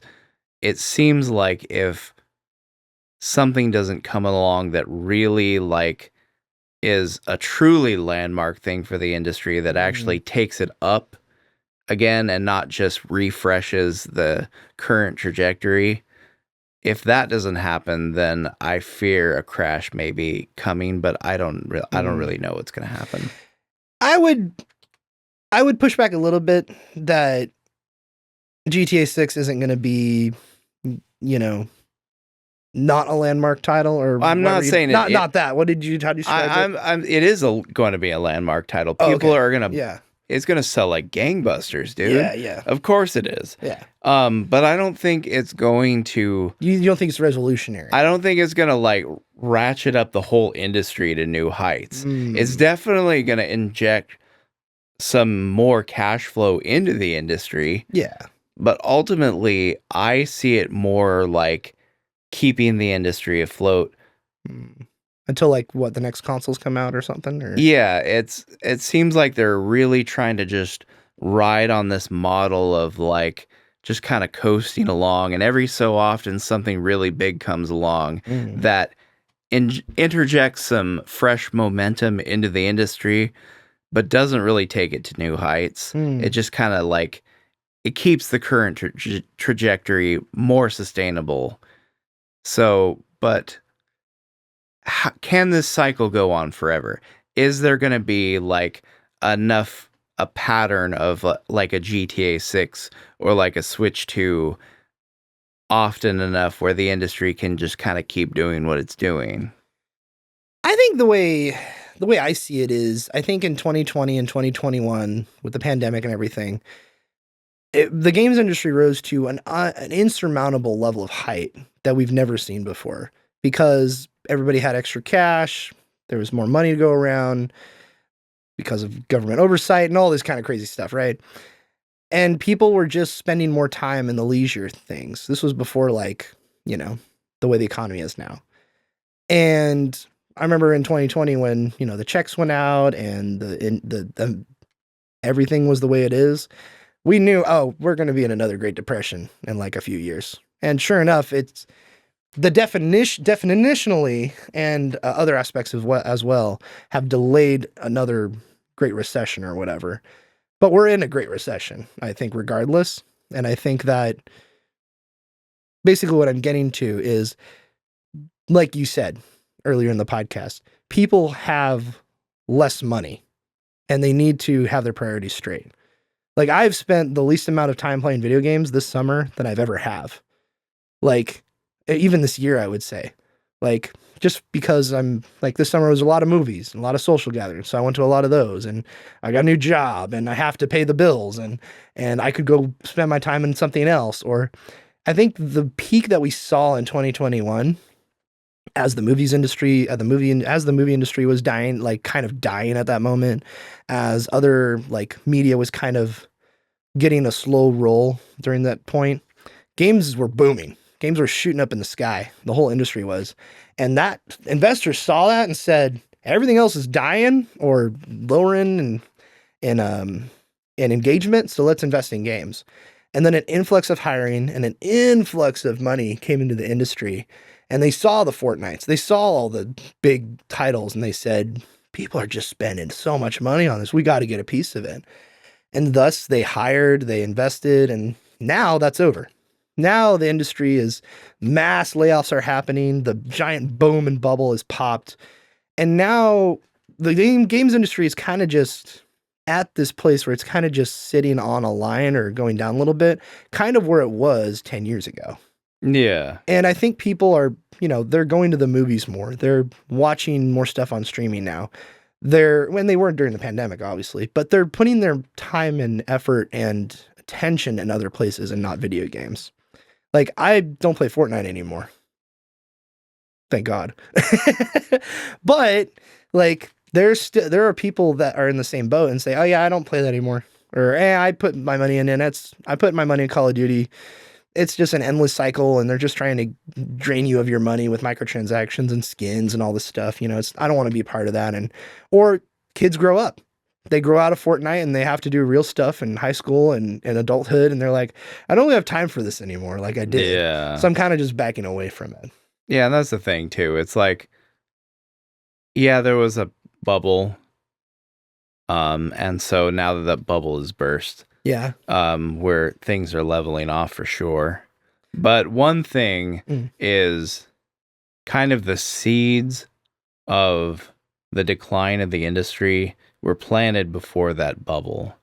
So things like microtransactions, things like trying to cash in on the, whatever the biggest hype is, things like charging more money for games with less features, things like just totally flipping off your consumers. Like the seeds of that were already planted. And I feel like the goodwill of the gaming public has just been continually eroded over time. That's a really good point, actually. The seeds of it were planted before, because what the PS4 and Xbox One generation was, Xbox 360 and PS3 were, the digital era is here now, and online gaming is here, right? And the PS4 and Xbox One generation took that and accelerated it, but also it was the generation of the gaming as a lifestyle, where you had these titles such as Fortnite and other stuff like that, that were lifestyles, that were your daily grind, that were your check-ins every day, your checklists that you had to do before, the 2 or 3 hours that they wanted you to spend to get to the next level in the battle pass, or to get the next gun in the Black Ops 4 or whatever. That generation was kind of defined as, I'm going to play this for 2 hours, which is usually what people have when they have time they have when they come home from work. There's family and other stuff, but if their leisure time is maxed out, that's about 2 hours. So they make games centered around that, and then people kind of spend all their time in it. And it's a never-ending thing. Yeah, you can have fun during it, and it's fun to hang out with friends and play those titles. Nothing wrong with that. But it took their attention away from other stuff, like back in the 360 and the PS3 days. Yeah, you had your Call of Duties, but you also had Spec Ops: The Line. You had BioShock. You had other games that kind of drew attention away from those games that were, if you were a hardcore gamer, they were cool and they were awesome. But there's also less games in general in that generation, PS4 and Xbox One. And now it's just because of the boom, because of the bubble, because of the flooding of the market, it's like everything is out. Kind of back to the diversification I was talking about earlier. Yeah, they basically feel like they have to shovel out as much shit as they possibly can. Yeah. And it's like, yeah, the games industry isn't gonna like. It's foolish to think that the games industry is gonna like boom to the same incredible heights that it had back in the the pandemic era and the very like the post-pandemic era. Yeah. But at the same time as like I feel like there needs to be a shift that happens towards more quality, more consumer-friendly business practices, things like that, to sort of recapture people's goodwill, to lead towards a more sustainable future for the industry. Yeah. Also, another good thing that we didn't mention, and I don't have any right to say this because I haven't played really a whole lot of them except for Lethal Company, but the friend swap genre. The Schedule 1, the Lethal Companies, the Peaks. I haven't played any of those games. Yeah, I thought you played Lethal Company at the LAN party. No. Oh, you didn't? I didn't. Okay. I didn't. Yeah, you just watched us die in the game. I don't even remember which LAN party that was. Yeah, that was a little bit ago. So yeah. But yeah, I think that's another positive side. Like these indie developers are like making these fun games to play with friends that have unique aspects and hooks to get you in, and they're only like $10. Like Schedule 1's I think 20, but that's the most expensive one out there from what I've seen. Peak is like $7. And it's based on proximity chat, and you have to climb this mountain, and you're doing it with your buddies, and you could also like push them, and when they get away from you, the proximity chat like fades their voice and everything, and if they fall and they're screaming, the fall fades away, the screaming fades away. Like, that's really funny. It's pretty funny. Like, that reminds me of Army of Two. Did you ever play that game? No, I haven't. That came out in the 360, I believe, a long time ago. I don't think I ever. No, I played it. I did play it. Okay. I remember. I think you mentioned it to me. I mostly remember just seeing the articles in the gaming magazines about it. And then when it actually came time to play it, it didn't grab me as much as the hype was built up for it. It really didn't grab me as much as it should have. But I feel like going back to what you said about getting the Lethal Company guy and giving him some money and an actual team to do some stuff with. Like, imagine like a really big budget, like modern, fresh take on Army of Two. Like, wouldn't necessarily even have to be a sequel to Army of Two, but just something in that vein where it's like a buddy shooter. But like big budget. Yeah. And really, really awesome. Ooh, you know who could do it? The It Takes Two and Split Fiction guys. Oh. Ubisoft Ferris dude. He already does all the co-op stuff, and all those games, from what I hear, are fantastic. I played a Way Out, which was like the first of those three. Like, A Way Out was a buddy co-op game where you and this guy are breaking out of prison and you're on the run from the law. And it's a story game. It's really interesting and cool. And they do a really cool job about altering the co-op aspect as you play together. It's really great. I'm not going to spoil it, but yeah, I think that'd be a fun one you and me should play. Okay. I think that'd be good. But then you have It Takes Two and then Split Fiction as well. So that guy making a buddy shooter, that'd be pretty fun. That'd be pretty cool. Shout out to Ubisoft Ferris. So, well, I think that's all I got for you, David. Was there anything else you wanted to touch on? I mean, you have your Doom mods, you know. Yeah, I think I've pretty much covered all the stuff I wanted to talk about. All right. Yeah, same here. I'm pretty much done. Yeah. All right. You want to outro us? Sure.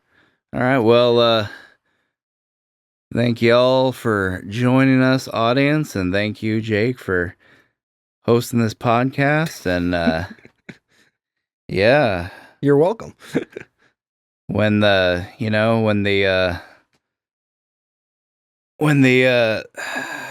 anti-consumerist slop that the industry is putting out is getting you down, just remember to keep your head up and Snarp Fangle on. Bye now. Colin, are you excited? Yeah, I'm looking forward to it. I went to bed last night. I was reading about sleep. Yes. And dreams. We still don't understand. We don't understand quite why we sleep. Do you know that? We still don't know. I thought we know I how thought it works. repairs. We know how it works. No, we think it repairs. Or think there's an that's the purpose. there's an interesting study repairs. where scientists It definitely does. wouldn't let rats sleep for weeks and they just died. Yep. They just fucking died. It's amazing. Their hearts just. So very essential. But what I learned last night, It's like day still 5. don't know why.